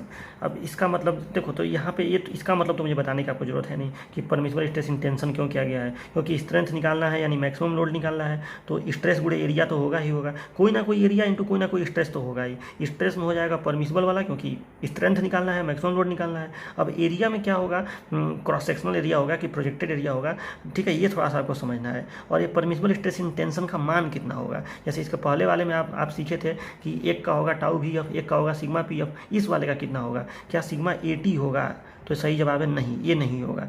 जानते हो सिग्मा 80 होगा, लेकिन सिग्मा 80 का जो मैं मान इसको लिखेंगे सिग्मा 80, लेकिन सिग्मा 80 का जो मैं मान आपको लिखवाया हूँ कितना 80 80 250 चाहे 100 100 300, वो मान यहाँ पे प्रयोग नहीं होगा, क्योंकि वो रिविट के लिए परमिसिबल टेंसाइल स्ट्रेस है, रिविट के लिए, यहाँ प्लेट के लिए बात की जा रही है। तो ये जो सिग्मा 80 है इसको सिग्मा 80 लिखेंगे, लेकिन इस सिग्मा 80 का मान कितना होता है तो ये याद रखिए, ये होता है 0.6 एफ वाई, 0.6 एफ वाई, और एफ वाई का मान कितना होता है 250, ठीक। तो ये 250 में 0.6 का गुणा करेंगे तो ये 150 आएगा। तो याद रखिएगा कि प्लेट के केस में जब भी आप टियरिंग स्ट्रेंथ ऑफ प्लेट निकालेंगे तो उस केस में सिग्मा 80 का मान इतना होगा। बहुत बच्चे इसको रिविट वाला 100 प्रयोग कर देते हैं, चाहे 80 प्रयोग करते हैं, वो नहीं होगा। ये प्लेट के लिए इसका मान अलग है 0.6 एफ वाई, ठीक। ये जनरली आगे आपको पता चलेगा कि टेंशन मेंबर के लिए यही होता है परमिसिबल स्ट्रेस 150। तो ये जब आप खींच रहे हैं उसको तो एक तरह से वो टेंशन मेंबर ही तो है, तो इसको टेंशन मेंबर वाले चैप्टर में डिटेल आपको मिलेगा। अभी के लिए याद रखिए कि सिग्मा 80 का मान होगा 0.6 एफ वाई। तो चलो इसका तो कन्फ्यूजन दूर हो गया कि ये क्या प्रयोग होगा, यहाँ पे 150 प्रयोग होगा, 0.6 एफ वाई प्रयोग होगा। अब ये क्रॉस सेक्शनल एरिया की जगह पे किसका प्रयोग होगा, रिविट का प्रयोग होगा। क्या ये रिविट है तो रिविट का क्रॉस सेक्शनल एरिया ये प्रयोग होगा पाई टी स्क्वायर बटे 4, नहीं, यहाँ पे प्लेट का प्रयोग होगा, प्लेट का क्रॉस सेक्शनल एरिया। अब प्लेट का क्रॉस सेक्शनल एरिया कैसे प्रयोग होगा, जैसे मान लो ये एक प्लेट है, ठीक है, मान लीजिए ये 2 प्लेटें हैं, इनको लैप जॉइंट में आपको जोड़ना है, ठीक। तो सबसे पहले तो आप जान ही रहे हैं कि इस पर भी होल कर देंगे, इस पर भी होल कर देंगे, दोनों होलों को एक सीध में कर देंगे और फिर ऊपर से रिविट लगा देंगे, एक रिविट यहाँ ऊपर से, फिर अगले वाले में एक रिविट इधर नीचे से, फिर उसको सेट कर देंगे उसमें। तो ऐसे जो ज्वाइंट बनाते हैं। तो अब देखो, अब इसमें क्रॉस सेक्शनल एरिया यहाँ पे कौन सा प्रयोग करेंगे, तो आपको लग रहा होगा कि क्रॉस सेक्शनल एरिया हम लोग ये प्रयोग करना चाहिए। मान लो ये मोटाई इस प्लेट की टी है और ये इसका चौड़ाई मान लो बी है, तो b इंटू टी का प्रयोग करना चाहिए, b इंटू टी, तभी तो ये क्रॉस सेक्शनल एरिया इसका निकल आएगा, चाहे इसका निकल आएगा, ठीक है। तो b इंटू टी प्रयोग करना चाहिए। जो आयत बन रहा है इसका एरिया कितना होगा, अगर ये b है, विड्थ ऑफ प्लेट इसको बोलेंगे, और ये मोटाई t है, तो b इंटू टी प्रयोग करना चाहिए, ठीक। सच बात यह है कि प्रयोग हम लोग वही करते, लेकिन अगर आप b इंटू टी प्रयोग कर लेंगे तो ये इस सॉलिड प्लेट का क्रॉस सेक्शनल एरिया हो जाएगा, सॉलिड प्लेट का। लेकिन इसमें तो छिद्र बनाया जा रहा है ना, ऐसे ऐसे, तो जब आप इसमें छिद्र बना देंगे तो जिस क्रिटिकल सेक्शन पे इसका फेलियर होगा, उस क्रिटिकल सेक्शन पे इसका एरिया कितना होगा, उस एरिया का यहाँ हम प्रयोग करेंगे। तो ये एक जनरल फार्मूला है, लेकिन जब आपको आगे मैं चल के भी बता रहा हूँ कि कैसे इसका यूज करेंगे तो जाके ये निकलेगा, तो इसको ध्यान से समझिए। देखिए, टियरिंग स्ट्रेंथ को समझाने के लिए मैं थोड़ा सा अलग फिगर का यूज कर रहा हूँ, तब मैं आपको बता रहा हूँ। देखो, प्लेट का टियरिंग स्ट्रेंथ हमें समझना है। ये लैप जॉइंट आपको दिख रहा होगा, ये लैप जॉइंट है। लैप जॉइंट में हम लोग लोड लगा रहे हैं, प्लेट टियर करेगा। तो जिस सेक्शन पे सबसे पहले, और टियर किस सेक्शन पे करता है, लोड के लंबवत दिशा में, या तो यहाँ कर जाएगा, या तो यहाँ कर जाएगा, या तो यहाँ, सबसे पहले जहाँ करता है उसी को हम लोग क्रिटिकल सेक्शन कहते हैं। तो जाहिर सी बात है बीच वाले में तो थोड़ा बाद में करेगा, पहले बीच वाले में नहीं कर जाएगा, पहले तो जाहिर सी बात है या तो इधर करेगा और या तो इधर करेगा। तो चलो मान लो कि इसी को हम क्रिटिकल सेक्शन मानते हैं कि ये हमारा क्रिटिकल सेक्शन है। मतलब ये जो सेक्शन हमारा क्रिटिकल सेक्शन है, मतलब यहाँ पे ये टियर कर जाएगा, ऐसे ऐसे करके ऐसे टियर कर जाएगा। तो ये हमारा हो गया क्रिटिकल सेक्शन। इस सेक्शन 1 को मैं क्रिटिकल सेक्शन मान ले रहा हूँ। तो मुझे इसी सेक्शन पे टियरिंग स्ट्रेंथ निकालना है, इस सेक्शन में मुझे टियरिंग स्ट्रेंथ निकालना है। तो देखो अब इस सेक्शन पे मैं अगर इसको काट कर एक प्लेट को, केवल यहाँ पे रियलिटी में 2 प्लेटें हैं, तो यहाँ पे जो ऊपर वाली प्लेट है, जैसे यहाँ पे एक प्लेट ये ऊपर वाली है ना, ये प्लेट ऊपर वाली कहलाएगी। तो इस ऊपर वाली प्लेट को अगर मैं काट के इधर से देखूँ, ठीक, तो उसका व्यू मैं यहाँ पे बनाया हूँ, ठीक है। मतलब इस ऊपर वाली प्लेट को मैं अगर काट दूँ यहाँ से, तो जो ये हिस्सा बचेगा, ये हिस्सा जो बचेगा, इसको मैं इधर से देखूँ तो ऐसे ये प्लेट दिखा, ठीक। इसको आप कहेंगे बी, मतलब ये जो चौड़ाई है यहाँ से यहाँ तक का, इसको आप कहेंगे बी, ठीक है, ये बी हो गया। और जब इसको यहाँ पे प्लेट को यहाँ काट देंगे तो कुछ ऐसे दिखेगा कि नहीं, एकदम इसी जगह पे सेक्शन पे काटना है। तो यहाँ पे आया, यहाँ पे एक गोल होल था, थोड़ा सा इसे दब के ये होल दिखेगा, फिर ये दब के दिखेगा, फिर ये दब के दिखेगा, ठीक। तो अब आपको जो एरिया प्रयोग करना है ना, मतलब मैं आपको क्या बता रहा हूँ, टियरिंग स्ट्रेंथ बता रहा हूँ, पीटी। तो पीटी में होता है cross sectional area of plate into sigma eighty. तो ये जो cross sectional area of plate है वो इस सेक्शन पे आप क्रिटिकल सेक्शन पे लेंगे। तो इस क्रिटिकल सेक्शन पे क्रॉस सेक्शनल एरिया कितना होगा, तो देखो रियलिटी में अगर आप बी इंटू टी कर दें तो इस पूरे आयत का, मतलब अगर ये होल नहीं होते सब, तब इसका क्षेत्रफल होता है बी इंटू टी, ठीक है। अगर ये होल यहाँ पे नहीं होता तो इस सेक्शन पे 1 पे इस प्लेट का क्रॉस सेक्शनल एरिया कितना होता है, बी इंटू टी। तब ये प्लेट ऐसे दिखता, तब ये प्लेट एकदम ऐसे सॉलिड की तरह से ऐसे दिखता, इस तरह से, ठीक है। ये हो जाता है टी और ये हो जाता है बी, ये चीज़ बी हो जाता है, और तो इसका पूरे का एरिया हो जाता है बी इंटू टी।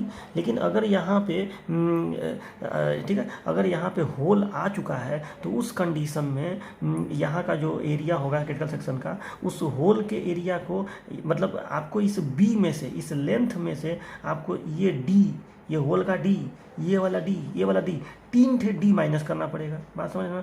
तो आपको करना क्या पड़ेगा, ये जो लेंथ है यहाँ से यहाँ तक का, वो असली में हो जाएगा बी माइनस एन डी, ठीक है। अब यहाँ पे बी माइनस 3D करेंगे क्योंकि यहाँ पे 3 रिविट है क्रिटिकल सेक्शन पे, लेकिन यहाँ पे आप 3 नहीं लिखेंगे क्योंकि कहीं कभी ये 4 भी हो सकता है, ठीक है। तो अगर ये 4 हो गया तब, तो यहाँ पे आप हमला लिखेंगे बी माइनस एन डी और इनटू कर देंगे टी। तो इस क्रिटिकल सेक्शन पे प्लेट का क्रॉस सेक्शनल एरिया आ जाएगा। बात समझ रहे ना। तो B minus N D into T करेंगे, B minus N D into T. तो इस critical B minus N D क्या है, इस क्रिटिकल सेक्शन का लेंथ है, ठीक। क्रिटिकल सेक्शन का लेंथ मतलब ये क्रिटिकल सेक्शन पर प्लेट का लेंथ है। तो प्लेट यहाँ तो है ही नहीं ना, यहाँ तो होल है, तो इतना दूर नहीं है, ये इतने ही दूर है, फिर इतने दूर है, फिर इतने दूर है, फिर इतने दूर है। तो बी माइनस एन डी होगा, क्योंकि आपको ये व्यास के बराबर जो ग्रॉस डाया है उसके बराबर हटाना पड़ेगा, होल के डाया के बराबर। तो B minus N D into T. तो ये हो गया क्रिटिकल सेक्शन का एरिया। अब इस एरिया में जब सिग्मा ए टी का गुणा कर देंगे तो प्लेट का टियरिंग स्ट्रेंथ निकल जाएगा क्रिटिकल सेक्शन पर, ठीक है। क्रिटिकल सेक्शन पर ही स्ट्रेंथ निकालते ही हैं क्योंकि सबसे पहले वहीं तो फेल करेगा, तो ये उसका स्ट्रेंथ हो जाएगा, प्लेट का टियरिंग स्ट्रेंथ हो जाएगा, ठीक है। तो टियरिंग स्ट्रेंथ का फॉर्मूला क्या हो गया, b minus N D into T into sigma A T, जहाँ पे ये पूरा प्लेट का क्रॉस सेक्शनल एरिया है क्रिटिकल सेक्शन पर, और सिग्मा ए टी परमिसिबल स्ट्रेस इंटेंशन है प्लेट के लिए, और 0.6 एफ वाई होता है। तो ये चीज़ आपको समझ में आया कि नहीं। अब एक चीज़ और, अगर जैसे ये तो हो गया tearing strength of riveted joint, आप इसको, हालांकि आप इसको कहेंगे टियरिंग स्ट्रेंथ ऑफ प्लेट, लेकिन आपको पता है कि चाहे आप प्लेट का चाहिए निकालिए चाहे रिवेट का निकालिए, ये सारी चीज़ें रिवेटेड ज्वाइंट की ही कहलाती हैं, क्योंकि ये सारा जो चीज़ होता है ये रिवेटेड ज्वाइंट का ही होता है, ठीक। तो रिवेटेड ज्वाइंट का मतलब रिवेट से मतलब नहीं है, रिवेटेड ज्वाइंट में प्लेट और रिवेट दोनों आता है। तो ये चीज़ कहलाएगा रिवेटेड ज्वाइंट का, ये चीज़ कहलाएगा रिवेटेड ज्वाइंट का टियरिंग स्ट्रेंथ, रिवेटेड ज्वाइंट का। लेकिन रिवेटेड ज्वाइंट पर पिच का कितना होगा, ठीक है। इसमें सिंगल रिविट के लिए तो निकालना ही नहीं पड़ेगा, क्योंकि ये रिविट की तो बात ही यहाँ पर नहीं हो रही है, यहाँ तो प्लेट का निकालना है। तो अभी आप इसके पहले के दोनों हेडिंगों में PS और PB वाले में आप लोग पहले सिंगल का निकाले, सिंगल रिविट का, फिर रिविटेड ज्वाइंट का निकाले, फिर रिविटेड ज्वाइंट पर पिच का निकाले। यहाँ केवल दो ही का निकलेगा, एक निकलेगा रिविटेड ज्वाइंट का और एक निकलेगा रिविटेड ज्वाइंट पर पिच का। सिंगल रिविट का यहाँ नहीं निकलेगा PT में, क्योंकि ये रिविट के लिए स्ट्रेंथ नहीं होता है, ये प्लेट के लिए होता है। लेकिन आप हेडिंग में भले लिख दिए कि टीयरिंग स्ट्रेंथ ऑफ प्लेट, लेकिन प्लेट भी तो रिविटेड ज्वाइंट का ही हिस्सा है, इसलिए आप यहाँ पे रिविटेड ज्वाइंट आप जब आप tearing strength of riveted joint निकालेंगे तो ये फार्मूला लिखाएगा, ठीक है, B minus ND into T into sigma AT। लेकिन tearing strength of riveted joint पर पिच कितना होगा, तो उस कंडीशन में देखो पर पिच में कितना होगा, इसको आप इस फिगर से समझिए तो आपको समझ में आएगा। तो प्लेट के पर पिच का टीयरिंग स्ट्रेंथ निकालेंगे तो उस कंडीशन में सिर्फ हम लोग प्लेट का जो विड्थ देखेंगे, मतलब जो हम लोग B देखेंगे, वो सिर्फ और सिर्फ हम लोग पर पिच के लिए देखेंगे। तो ये बताओ, यहाँ पिच का मतलब गेज से होता है, मैं आपको पहले बता दिया हूँ कि यहाँ जो पर पिच होता है उसका मतलब गेज से होता है। तो ये बताइए, इसको गेज डिस्टेंस कहते हैं कि नहीं? ये गेज डिस्टेंस है, ये, और इसी को हम लोग यहाँ पे पिच भी कह सकते हैं। देखो गेज को भी पिच कहा जाता है, एक तरह से ये वर्टिकल पिच है।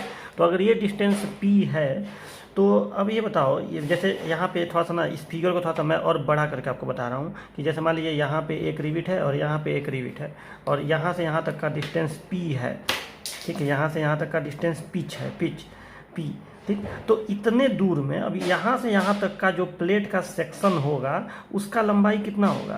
तो ये बताओ, यहाँ त्रिज्या के बराबर ये टोटल P है, तो P में से ये त्रिज्या के बराबर यहाँ कम हो गया और त्रिज्या के बराबर यहाँ कम हो गया, इधर भी त्रिज्या के बराबर कम हुआ, इधर भी त्रिज्या के बराबर कम हुआ, यानी व्यास के बराबर कम हो गया। भाई यहाँ का त्रिज्या और यहाँ का त्रिज्या, दो त्रिज्या मिला दोगे तो व्यास ही तो बन जाएगा। तो कहीं ना कहीं यहाँ से यहाँ तक का, क्योंकि प्लेट तो इतने ही दूर है ना, इतना दूर तो गैप है, वहाँ पे उस सेक्शन पे कोई प्लेट नहीं है, वहाँ तो छेद है, होल है। तो यहाँ से यहाँ तक ये लेंथ कितना हो जाएगा? तो मतलब मैं इस लेंथ की बात कर रहा हूँ, यहाँ से यहाँ तक ये कितना हो जाएगा ये, ठीक है। तो ये हो जाएगा P माइनस D। अगर ये P है तो ये P माइनस D हो जाएगा, क्योंकि त्रिज्या इधर से कम, त्रिज्या इधर से कम, तो हो जाएगा P माइनस D, यानी ये डिस्टेंस हो जाएगा P माइनस D। थोड़ा सा यहाँ पे मोटा चल रहा है मेरा मार्कर, तो इसको समझ लीजिएगा, ये P माइनस D हो जाएगा, ये गैपिंग, ठीक। तो अगर ये सेक्शन का लंबाई P माइनस D हो गया और प्लेट की मोटाई तो T ही है, तो इतने दूर में प्लेट का एरिया कितना हो जाएगा? P minus D into T, और स्ट्रेंथ कितना हो जाएगा? Into sigma AT। तो P minus D into T into sigma AT, ये हो जाएगा riveted joint tearing strength of riveted joint पर पिच, यानी ये प्लेट का पर पिच का टीयरिंग स्ट्रेंथ हो जाएगा। लेकिन यहाँ प्लेट नहीं बोलेंगे, यहाँ बोलेंगे tearing strength of riveted joint पर पिच। तो ये हो जाएगा P minus D into T into sigma AT। और tearing strength of riveted joint क्या होगा? तो P माइनस, यहाँ पे P नहीं इस्तेमाल होगा, इसमें इस्तेमाल होगा B minus ND into T into sigma AT, ठीक। यहाँ पे B इस्तेमाल होगा, पूरा B देखेंगे, उसमें से ये माइनस कर देंगे तो B माइनस ND लेंथ हो जाएगा, इंटू T करेंगे तो ये फार्मूला इस्तेमाल होगा। और अगर आपको पर पिच का निकालना हो तो उस कंडीशन में इस P minus D into T into sigma AT इस्तेमाल होगा। हालांकि ज़्यादातर आप देखेंगे तो यही फार्मूला ज़्यादातर प्रयोग होता है, क्योंकि बहुत जगह पे प्लेट का ये विड्थ जो है ये दिया नहीं रहता है। तो प्लेट का अगर विड्थ 9 दिया हो, मान लीजिए कि आपको गेज दे दिया हो, यानी वर्टिकल पिच दे दिया हो, तो यहाँ पे P minus D into T into sigma AT होगा। न्यूमेरिकल में कई जगह इसको वर्टिकल पिच कह के नहीं देगा, पिच ही कह के देगा, तो आपको वही मान लेना पड़ेगा कि वही वर्टिकल पिच है, ठीक है। तो P minus D into T into sigma AT आपको कर देना पड़ेगा। तो ये फार्मूला आपको समझ में आया, ठीक है। पे आप देखिए, यहाँ पे मैंने वही आपको बताया, टीयरिंग स्ट्रेंथ ऑफ प्लेट को PT लिखेंगे। टीयरिंग स्ट्रेंथ का मतलब क्रॉस सेक्शनल एरिया, कौन सा क्रॉस सेक्शनल एरिया? प्लेट का क्रॉस सेक्शनल एरिया किसी क्रिटिकल सेक्शन पे, और permissible stress intention sigma AT, ठीक है, जो 0.6 FY होता है। तो अब देखो, इसमें दो ही हेडिंग होगा, इसमें रिविट वाला तो होगा नहीं, इसमें एक होगा tearing strength of riveted joint, बस ये एट क्रिटिकल सेक्शन ही निकालते हैं, तो tearing strength of riveted joint, और एक होगा tearing strength of riveted joint पर पिच, ठीक है। एक अलग हेडिंग नहीं होगा tearing strength of single rivet के लिए तो ये निकालते ही नहीं है। तो बाकी में ABC 3 हुआ था, इसमें केवल A और B रहेगा। तो देखिए, tearing strength of riveted joint eight critical section कितना होगा, तो ये मैं आपको समझाया हूँ अलग से, b minus N D into T into sigma ए टी। ठीक, इसमें बी क्या है तो विड्थ ऑफ प्लेट, डी क्या है gross dia of rivet hole का डाया, एन क्या है number of rivet at critical section, वो नहीं है जो अभी आप पी बी और पी एस वाले में एन समझे थे टोटल नंबर ऑफ रिविट, वो नहीं है, ये एन है number of rivet at critical section, critical section पर रिविटों की संख्या। और टी क्या है थिकनेस ऑफ प्लेट, ठीक है, थिकनेस ऑफ प्लेट है जिस प्लेट का आप निकाल रहे हैं, हालांकि थिनर प्लेट का ही यहाँ पे भी लेके चला जाता है, तो टी जो है थिकनेस ऑफ थिनर प्लेट हो जाएगा। और सिग्मा ए टी क्या है परमिसिबल स्ट्रेस इन टेंशन है, और ये कितना होता है 0.6 एफ वाई।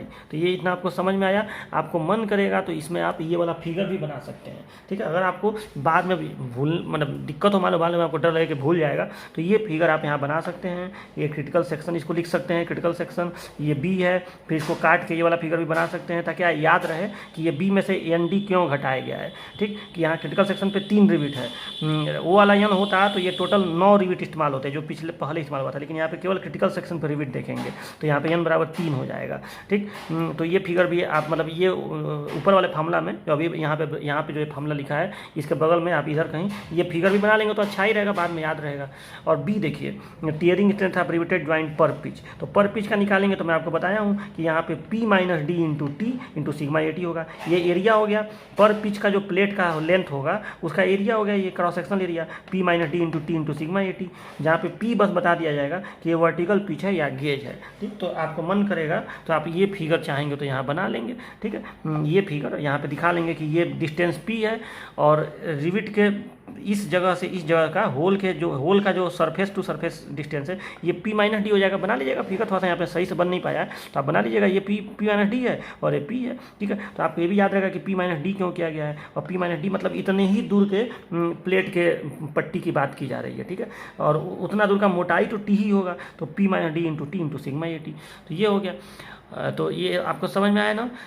तो चलिए, और अगर सॉलिड प्लेट का अगर आप केवल b into T into sigma ए टी कर दें, या अगर आप केवल p into T into sigma ए टी कर दें, मतलब ये कर दें चाहे ये कर दें, तो जानते हैं क्या निकल जाएगा, ये पूरे सॉलिड प्लेट का जिस प्लेट में ये होल ना बनाया गया ये उसका स्ट्रेंथ हो जाएगा, टीयरिंग स्ट्रेंथ पूरे प्लेट का। ठीक है, ये पूरे प्लेट का हो जाएगा, और ये पर पिच प्लेट के पर पिच का होगा, मतलब इतने दूर का जो ये प्लेट तैयार होगा अगर होल ना बनाया जाए तो ये प्लेट है, मान लो ये प्लेट है, तो ये डिस्टेंस मान लो पिच है, ये डिस्टेंस पी, ये डिस्टेंस क्या है, ये पी है, पी, तो इतने दूर का, और ये प्लेट की मोटाई तो वही होगी ना, तो इतने दूर के जो प्लेट की मोटाई है अगर आप पी इंटू टी कर दें तो इतने दूर का एरिया निकल जाएगा। और इसमें अगर आप सिग्मा ए टी कर दें, P into T into sigma ए टी, तो इतने दूर के प्लेट का टीयरिंग स्ट्रेंथ आ जाएगा। तो ये पर पिच के सॉलिड प्लेट का हो जाएगा P into T into sigma ए टी, और B into T into sigma ए टी करेंगे तो ये बी हो गया, ये टी हो गया। टी तो दोनों के लिए सेम ही रहेगा, चाहे आप इस पूरे प्लेट का टी कहें चाहे पर पिच का कहें, वो तो सबके लिए सेम रहेगा। तो ये बात आपको समझ में आया ना। तो ये अगर करेंगे तो सॉलिड प्लेट का निकल जाएगा। ठीक है, एक निकलेगा पूरे प्लेट का, एक निकलेगा पर पिच के प्लेट का। ये करेंगे तो जिस प्लेट में होल बना हुआ है, मतलब ये एक तरह से रिवेटेड ज्वाइंट का हो जाएगा टीयरिंग स्ट्रेंथ पर पिच का, और ये हो जाएगा रिवेटेड ज्वाइंट का टीयरिंग स्ट्रेंथ सिर्फ रिवेटेड ज्वाइंट का, यहाँ पर पिच नहीं होगा। समझ रहे हैं बात को। तो ये चीज़ें हैं, तो थोड़ा सा ये कन्फ्यूजिंग होता है बच्चों के लिए कि दो फार्मूला ये क्या आ गया, तो याद रखिएगा, कन्फ्यूज मत होइएगा। ठीक है, देखो ये जो सब्जेक्ट है ना थोड़ा सा इसको टफ माना जाता है। अभी तो आपको शुरुआत में सब रटने वाली चीज़ें तो लग रहा है यही सब है, आप देखिएगा धीरे धीरे हार्ड सब्जेक्ट होता है, समझने वाली चीज़ें होती हैं इसमें। बच्चे इसलिए इस सब्जेक्ट से दूर भागते हैं क्योंकि उनको चीज़ें अच्छे से समझ में नहीं आती हैं, लेकिन मैं आपको ऐसा नहीं होने दूंगा, आपको एकदम अच्छे से हर चीज़ नीट एंड क्लीन तरीके से क्लियर करूँगा। ठीक है, तो और आसान भाषा में आपको सब याद हो जाएगा। तो ये फार्मूला और ये फार्मूला आपको समझ में आया, इसको आप अब ऐसे ही जस का तस यहाँ से लेकर यहाँ तक ये हेडिंग डाल के और आप इसको जस का तस ऐसे ही उतार दीजिएगा। फिगर इसमें और इसमें बताए हैं वो कौन सा बनाना है, ठीक है, और फिर आप इसको हाईलाइट करिएगा, इसको हाईलाइट करिएगा, दिमाग में आप इसको याद करना है आपको। ठीक है, तो याद रखिएगा। तो ये हेडिंग आपका इसी के साथ कंप्लीट हो गया, स्ट्रेंथ ऑफ रिवेटेड ज्वाइंट। के लास्ट में हम लोग दो चीज़ें और पढ़ेंगे, ये दोनों चीज़ें भी मतलब इम्पॉर्टेंट हैं। ये तो लिखने के लिए भी, रिविट वैल्यू तो कई बार लिखने के लिए भी एग्जाम में आया है, और इस पे तो खैर न्यूमेरिकल आता है, इसको मैं मोस्ट इंपॉर्टेंट कर दे रहा हूँ ये जो है, क्योंकि ये लिखने को भी आता है और न्यूमेरिकल तो आता ही है। ये इंपॉर्टेंट है क्योंकि इस पर न्यूमेरिकल बहुत ज़्यादा आता है। इफिशियंसी ऑफ रिवेटेड ज्वाइंट, ये भी एनालिसिस का ही पार्ट हुआ ना, इफिशियंसी निकालना मतलब भी एनालिसिस हुआ। तो कई बार रिविट ज्वाइंट का स्ट्रेंथ के साथ साथ आगे एक लाइन और बढ़ा देते हैं सब क्वेश्चन में कि इसका दक्षता भी निकालिए। तो सबसे पहले ये देख लीजिए रिविट वैल्यू क्या होता है। तो रिविट वैल्यू जो होता है, देखो आप लोग रिविट का 2 तरह का स्ट्रेंथ निकाले हैं, एक रिविट की बात हो रही है, सिंगल रिविट का आप 2 स्ट्रेंथ निकाले हैं, एक निकाले हैं पीएस और एक निकालना सीखे हैं पीबी। पीएस के लिए फार्मूला सीखे हैं πd²/4 into tau V F, या डबल सीयर हो तो 2πd²/4 into tau V F. और पीबी का भी 2 फार्मूला, पीबी का आप एक ही फार्मूला सीखे हैं, वो फार्मूला क्या था, dt into sigma P F, ठीक है, ये आप पीबी का फार्मूला सीखे हैं। तो अगर आप एक रिविट का पीएस निकालें, चाहे सिंगल सीयर में होगा तो सिंगल वाला निकालेंगे, डबल में होगा तो डबल का निकालेंगे, मतलब एक रिविट का पीएस सीख लिए और एक रिविट का पीबी सीख लिए। इन दोनों में से जो भी छोटा होगा उसी को हम लोग कहते हैं रिविट वैल्यू। मतलब कोई रिविटेड ज्वाइंट है, उसमें एक रिविट का आप पीएस निकालिए, एक रिविट का पीबी निकालिए, दोनों में जो भी छोटा होगा वो उस रिविट का स्ट्रेंथ होगा। क्योंकि आप छोटे वाले पे ही फेल्योर मान लेंगे, मान लो कि पीएस आया 100 किलो न्यूटन और पीबी आया 80 किलो न्यूटन, तो रिविट का स्ट्रेंथ कितना होगा, 80 होगा ना कि 100 होगा, क्योंकि 80 पे ही जब उसका बियरिंग फेलियर हो जाएगा तो आप सीयर का वेट थोड़ी ही करेंगे कि सीयर फेलियर होगा, उस रिविट को फेल मान लिया जाएगा। तो इन दोनों में से जो भी छोटा होता है एक रिविट के लिए, उसी को हम लोग कहते हैं रिविट वैल्यू। अच्छा, इस वाले फार्मूला में कभी भी याद रखिएगा, रिविट वैल्यू में रिविटेड ज्वाइंट का या रिविटेड ज्वाइंट पर पिच का, मतलब एन और एन डैश का गुणा करने के बाद जो फार्मूला आता है वो यूज नहीं करते हैं। रिविट वैल्यू हमेशा एक रिविट के लिए निकालते हैं, पीएस और पीबी, और दोनों में जो भी छोटा हो उसी को रिविट वैल्यू कहते हैं। तो याद रहेगा ना, तो ये फार्मूला आप इसको ऐसे ही हेडिंग डाल के ये लिख लीजिएगा, किसी रिविट के शियर स्ट्रेंथ वो बियरिंग स्ट्रेंथ में जो भी छोटा हो उसे रिविट वैल्यू कहते हैं। यानी rivet value is equal to minimum of PS and PB. PS का फार्मूला आप चाहें तो यहाँ लिख सकते हैं क्या, πd²/4 into tau V F. कब, यहाँ बगल में लिख दीजिएगा, कब, सिंगल सीयर के लिए, सिंगल सीयर। तो देखिए पीएस पीबी का मैंने फार्मूला यहाँ लिख दिया, थोड़ा रफली लिखा हूँ, आप इसको सही से लिख लीजिएगा। और पीबी का भी फार्मूला नीचे लिख दीजिएगा, dt into sigma P F, dt into sigma P F. और मुझे अब ये सब बताना ना पड़े आपको कि डी क्या है, ग्रॉस डाया, टी क्या है, thickness of thinner plate left joint के लिए, बट जॉइंट के लिए मिनिमम जो दोनों में से छोटा हो, कवर प्लेट को जोड़ो दोनों को, और मेन प्लेट में देख लो जो दोनों में छोटा है, जोड़ छोटा है, चाहे मेन प्लेट छोटा है, तो जो छोटा होगा वही होगा यहाँ पे। सिग्मा पी एफ आपको पता ही है, उसका जो टेबल है, टाउ वी एफ आपको पता ही है, यहाँ पे भी d gross dia of rivet है। तो ये पीएस का 2 ठे फार्मूला हो गया, सिंगल सीयर होगा तो ये वाला, और डबल सीयर होगा तो ये वाला। तो अगर मान लीजिए कोई रिविट डबल सीयर में है तो आप ये फार्मूला लगाइए, और फिर ये तो फार्मूला एक ही है, ये फार्मूला लगाइए, दोनों में जो भी छोटा हो उसी को हम लोग कहेंगे रिविट वैल्यू। किसी का सिंगल सीयर हो रहा हो तो ये फार्मूला लगाइए, तब ये तो लगाना ही नहीं पड़ेगा, और ये तो लगाना ही पड़ेगा, इन दोनों में जो भी छोटा हो उसको कहेंगे रिविट वैल्यू। तो याद रहेगा ना, तो इसको अच्छे से ये सेंटेंस लिख के, ये लिख के, और पीएस पीबी का ये फार्मूला सब बता दीजिएगा। हो गया इतना। इस लेक्चर का लास्ट हेडिंग है efficiency of riveted joint. Riveted joint की दक्षता कैसे निकालते हैं, इस पे आता है न्यूमेरिकल, तो इसको अच्छे से समझ लीजिए। देखिए दक्षता निकालने का 2 फार्मूला है। यहाँ पे रिविटेड ज्वाइंट की बात हो रही है, सिंगल रिविट का नहीं, सिंगल रिविट की दक्षता नहीं निकाली जाती है, रिविटेड ज्वाइंट की बात हो रही है। तो रिविटेड ज्वाइंट का दक्षता निकालते हैं 2 फार्मूला से। एक तो हम लोग उस रिविटेड ज्वाइंट का स्ट्रेंथ कर रखते हैं, अब बटे में अगर उस प्लेट में छेद नहीं किया गया रहता, तो अगर वो सॉलिड प्लेट होता, जो 2 प्लेटें आप हम लोग जोड़ते हैं, एक प्लेट ये है और मान लो एक प्लेट ये है, अगर इसमें छिद्र नहीं किया गया रहता तो कोई एक सॉलिड प्लेट आप लेके चलिए, तो उस सॉलिड प्लेट का जो स्ट्रेंथ होगा उसको हम लोग डिवाइड कर दें रिविटेड ज्वाइंट के स्ट्रेंथ से, तो जो अरगुड़े 100 करना पड़ेगा, यहाँ पे मैंने 100 करना भूल गया, तो यहाँ पे आप 100 कर दें, तो जो परसेंटेज आएगा उसी को हम लोग कहते हैं स्ट्रेंथ ऑफ रिविटेड ज्वाइंट। तो फिर से एक बार, strength of riveted joint percentage eta लिखते हैं, इसको कैसे निकालेंगे, इफिशियंसी ऑफ रिविटेड ज्वाइंट कैसे निकालेंगे, परसेंटेज ईटा बोलते हैं इसको। तो इसके लिए आप क्या करेंगे, रिविटेड ज्वाइंट का strength of riveted joint upon strength of solid plate into 100। अब ये निकालेंगे कैसे और ये निकालेंगे कैसे, चलो अभी मैं इसको बता रहा हूँ। दूसरा एक और फार्मूला है स्ट्रेंथ निकालने का, कि स्ट्रेंथ ऑफ रिविटेड ज्वाइंट पर पिच कर दीजिए, ठीक है, मतलब रिविटेड ज्वाइंट नहीं, रिविटेड ज्वाइंट पर पिच कर दीजिए, और बट्टे में स्ट्रेंथ ऑफ सॉलिड प्लेट पर पिच कर दीजिए, गुणे 100 कर दीजिए, ठीक है। इन दोनों से सेम ही आंसर आएगा, याद रखिएगा। मतलब यहाँ पे थोड़ा सा गुणे 100 अच्छे से लिख लीजिएगा। इन दोनों से या तो आप ये इस्तेमाल करिए या तो ये इस्तेमाल करिए, दोनों से सेम आंसर आएगा। तो पहला तरीका क्या है, स्ट्रेंथ ऑफ रिविटेड ज्वाइंट बटे स्ट्रेंथ ऑफ सॉलिड प्लेट। दूसरा क्या है, स्ट्रेंथ ऑफ रिविटेड ज्वाइंट पर पिच बटे स्ट्रेंथ ऑफ सॉलिड प्लेट पर पिच। अब ये ऊपर वाला कैसे निकलेगा, ये नीचे वाला कैसे निकलेगा, तो देखो आप 3 तरह का स्ट्रेंथ सीखे हैं ना अभी तक, पी एस, पी बी और पी टी। और पी एस भी आप सीखे हैं रिवेटेड ज्वाइंट का, रिवेटेड ज्वाइंट पर पिच का। पीबी भी आप सीखे हैं रिवेटेड ज्वाइंट का, रिवेटेड ज्वाइंट पर पिच का। और पीटी भी आप सीखे हैं रिवेटेड ज्वाइंट का और रिवेटेड ज्वाइंट पर पिच का, सीखे हैं कि नहीं?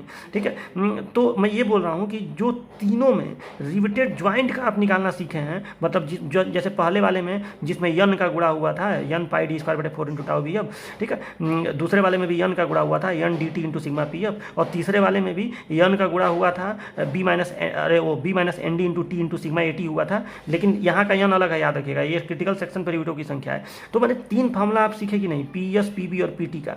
इन तीनों में जो भी छोटा आता है पी एस, पी बी और पी टी में, इसी को हम लोग कहते हैं स्ट्रेंथ ऑफ रिवेटेड ज्वाइंट, याद रखिएगा।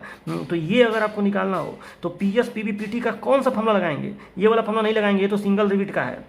देखो, लिखते सिंगल वाले को भी, सिंगल रिविट वाले को भी पी एस और पी बी लिखते हैं, ठीक है, और रिविटेड ज्वाइंट वाले को भी P S, P B, P t लिखते हैं, और रिविटेड ज्वाइंट पर पिच वाले को भी P S, P B, P t. लिखने में मत जाइए, मैं ये कह रहा हूँ कि जो आप रिविटेड ज्वाइंट का स्ट्रेंथ निकालना सीखे हैं तीनों कंडीशन में, पर पिच वाले का नहीं, तो उस वाले में से तीनों का निकालिए, एक रिविट का नहीं, रिविटेड ज्वाइंट का, और तीनों का निकालिए। जो छोटा आएगा उसी को हम लोग कहेंगे रिविटेड ज्वाइंट का स्ट्रेंथ। मतलब तीनों में मान लो एक आ गया 100, एक आ गया 80, एक आ गया 70, तो 70 वाले को, 70 किलो न्यूटन को कहेंगे रिविटेड ज्वाइंट का स्ट्रेंथ। और सॉलिड प्लेट का कैसे निकलेगा? तो सॉलिड प्लेट के लिए आपको अच्छी तरह से पता है, b into T into sigma ए टी कर देंगे। अभी थोड़ी देर पहले भी बताया था कि मान लो कि ये एक सॉलिड प्लेट है, ठीक है, तो ये एक सॉलिड प्लेट है, तो इसका स्ट्रेंथ आपको निकालना हो तो ये इसका क्रॉस सेक्शनल एरिया, ये बी है और ये मोटाई टी है, तो B into T into sigma ए टी, तो B into T into sigma ए टी, लेकिन ये सिग्मा ए टी यहाँ पे 0.6 या 5 होगा क्योंकि प्लेट की बात हो रही है। तो आप इन तीनों में जो भी छोटा हो उससे आपका निकल गया स्ट्रेंथ ऑफ रिवेटेड ज्वाइंट, और स्ट्रेंथ ऑफ सॉलिड प्लेट इससे निकल गया। ये हमेशा बड़ा आएगा इसकी तुलना में, फिर गुणे 100 कर देंगे और आंसर निकाल लेंगे, जितना भी परसेंटेज में आए वो निकल जाएगा। तो एक तो ये फार्मूला यूज करते हैं, दूसरा फार्मूला हम लोग ये यूज करते हैं। दोनों में से अब आ सकता है, मान लो कभी बी न दिया हो, कभी आपको पी दे दिया हो, तो मजबूरी में आपको यही फार्मूला लगाना पड़ेगा। इसमें हम लोग क्या करते हैं कि स्ट्रेंथ ऑफ रिवेटेड ज्वाइंट पर पिच वाला निकालते हैं। अब पर पिच वाला कैसे निकलेगा? तो इसमें भी P S, P B, P T का मिनिमम देखेंगे, लेकिन इसमें हम लोग P S, P B, P T पर पिच वाले फार्मूला से निकालेंगे। मतलब ये पी एस वाले में एन डैश का गुणा करेंगे, पी बी वाले में एन डैश का गुणा करेंगे, और पी टी वाले में P minus D into T into sigma A T, P minus D into T into sigma A T, याद है ना? ठीक है। और ये वाला कैसे निकालेंगे? ये बटे में सॉलिड प्लेट पर पिच का कैसे निकालेंगे? स्ट्रेंथ ऑफ सॉलिड प्लेट पर पिच का, तो उसमें P into T into sigma ए टी करेंगे। अभी सारा समझाया हूँ, ठीक है। P into T into sigma ए टी करेंगे। अगर हम लोग पर, जैसे ये प्लेट है और ये इतना दूर पी है, तो यही डिस्टेंस P है, हमको इतने ही दूर के प्लेट का अगर निकालना है तो इतने दूर के प्लेट की भी मोटाई जो होगी T होगी, तो P into T into sigma ए टी कर देंगे, तो सॉलिड प्लेट के पर पिच का निकल जाएगा। तो ये ध्यान दीजिएगा कि अगर यहाँ पर पिच वाला इस्तेमाल हो रहा है तो यहाँ भी पर पिच वाला इस्तेमाल होगा। यहाँ अगर रिवेटेड ज्वाइंट का इस्तेमाल हो रहा है तो यहाँ सॉलिड प्लेट का इस्तेमाल होगा, पर पिच का नहीं इस्तेमाल होगा, ठीक। यहाँ सॉलिड प्लेट पर पिच का इस्तेमाल होगा। तो बात समझ में आ रहा है कि नहीं? इसीलिए मैंने यहाँ पे जब लिखा है जहाँ या where strength of riveted joint या रिवेटेड ज्वाइंट पर पिच, ब्रैकेट में लिख दिया है पर पिच, इन दोनों के लिए हम लोग P S, P B, P T का मिनिमम देखेंगे, मतलब इसके लिए भी और इसके लिए भी। लेकिन ये P S, P B, P T अलग है। अगर रिवेटेड ज्वाइंट का करेंगे तो उसका देखेंगे मिनिमम, अगर रिवेटेड ज्वाइंट पर पिच का देखेंगे तो उन तीनों वालों को का फार्मूला इस्तेमाल करेंगे, पर पिच वाले का P S, P B, P T का फार्मूला इस्तेमाल करेंगे और तब निकालेंगे, ठीक है। तो और वो फार्मूला मैंने आपको बताया हुआ है कितना होगा, ठीक। और अगर ये वाला प्रयोग करेंगे रिवेटेड ज्वाइंट का, तो यहाँ सॉलिड प्लेट का प्रयोग करेंगे, पर पिच का नीचे प्रयोग नहीं करेंगे। और ये होता है स्ट्रेंथ ऑफ सॉलिड प्लेट होता है बी टी इंटू सिग्मा ए टी। और अगर ये वाला यू इस्तेमाल करेंगे तो स्ट्रेंथ ऑफ सॉलिड प्लेट पर पिच होता है P T into sigma A T, जहाँ पे पी क्या है? तो पी है वर्टिकल पिच या गेज, और सिग्मा ए टी क्या है? 0.6 एफ वाई। तो क्लियर हुआ कि नहीं? देखो, बहुत मैंने मेहनत किया है आपको ये समझाने के लिए, तो कृपया करके अगर आपको ये न समझ में आया हो तो इस लेक्चर को थोड़ा सा एक बार और सुनिएगा, समझिएगा। मैं इतना गारंटी दे रहा हूँ, जैसे कुछ बार बच्चे कहते हैं कि सर ऑनलाइन में समझ में नहीं आता है। देखो, मैं गारंटी दे रहा हूँ कि मेरी बातों को ध्यान से आप सुनेंगे, थोड़ा पाज कर लीजिए, थोड़ी देर के लिए मूड फ्रेश कर लीजिए। अगर कहीं पर लगता है कि अरे ये चीज़ नहीं समझ में आया, ऊपर से निकल गया, तो फिर से एक बार थोड़ा सा पहले जाइए, फिर एक बार सुनिए, एकदम क्लियर आपको समझ में आएगा। और इसके बाद भी ना समझ में आए तो मुझे मैसेज करिए कि सर आप नहीं समझ में आ रहा है, तो मैं लाइव क्लास लेके आपको ये बताऊँगा, ठीक है। तो आपकी समस्या का समाधान मैं करना चाहता हूँ, मैं चाहता हूँ कि आप कैसे भी करके ये समझ लें। तो कृपया करके आप निराश मुझे मत करिए, इतना मेहनत करने के बावजूद ये अच्छी तरह से आप समझिए, ठीक है। तो ये समझ में आया कि नहीं कि दो फार्मूला है दक्षता निकालने का, एक ये फार्मूला है, एक ये फार्मूला है।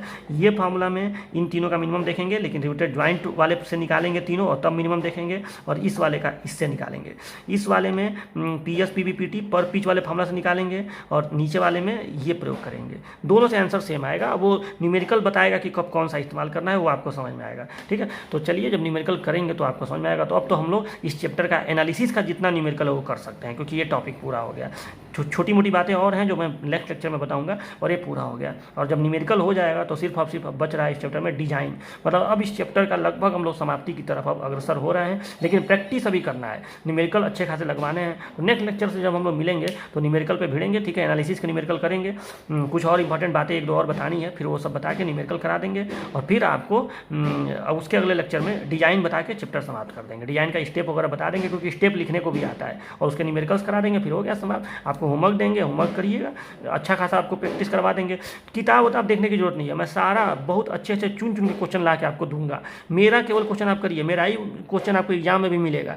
आलतू फालतू क्वेश्चन आपके पॉलिटेक्निक किताबों में दिए हुए हैं वो सब कहीं आता होता भी नहीं, अजीब तरह के सब मनगढ़ंत उठा देते हैं लोग। ठीक है, तो मैं जो कह रहा हूँ जैसे ले चल रहा हूँ वैसे चलिए, आपको कोई दिक्कत नहीं आएगी। ठीक है, तो ये जितने फार्मूला है मैं ये जरूर आपसे उम्मीद करूँगा कि कॉपी पर लिख के आप इसको रटिए। आपको एक ही काम है कि जब भी समय मिला करें आप इस चीज़ों को पहले तो एक बार बढ़िया से समझ लीजिए, कॉपी पर नोट कर लीजिए, जितना हो सके लिखिए।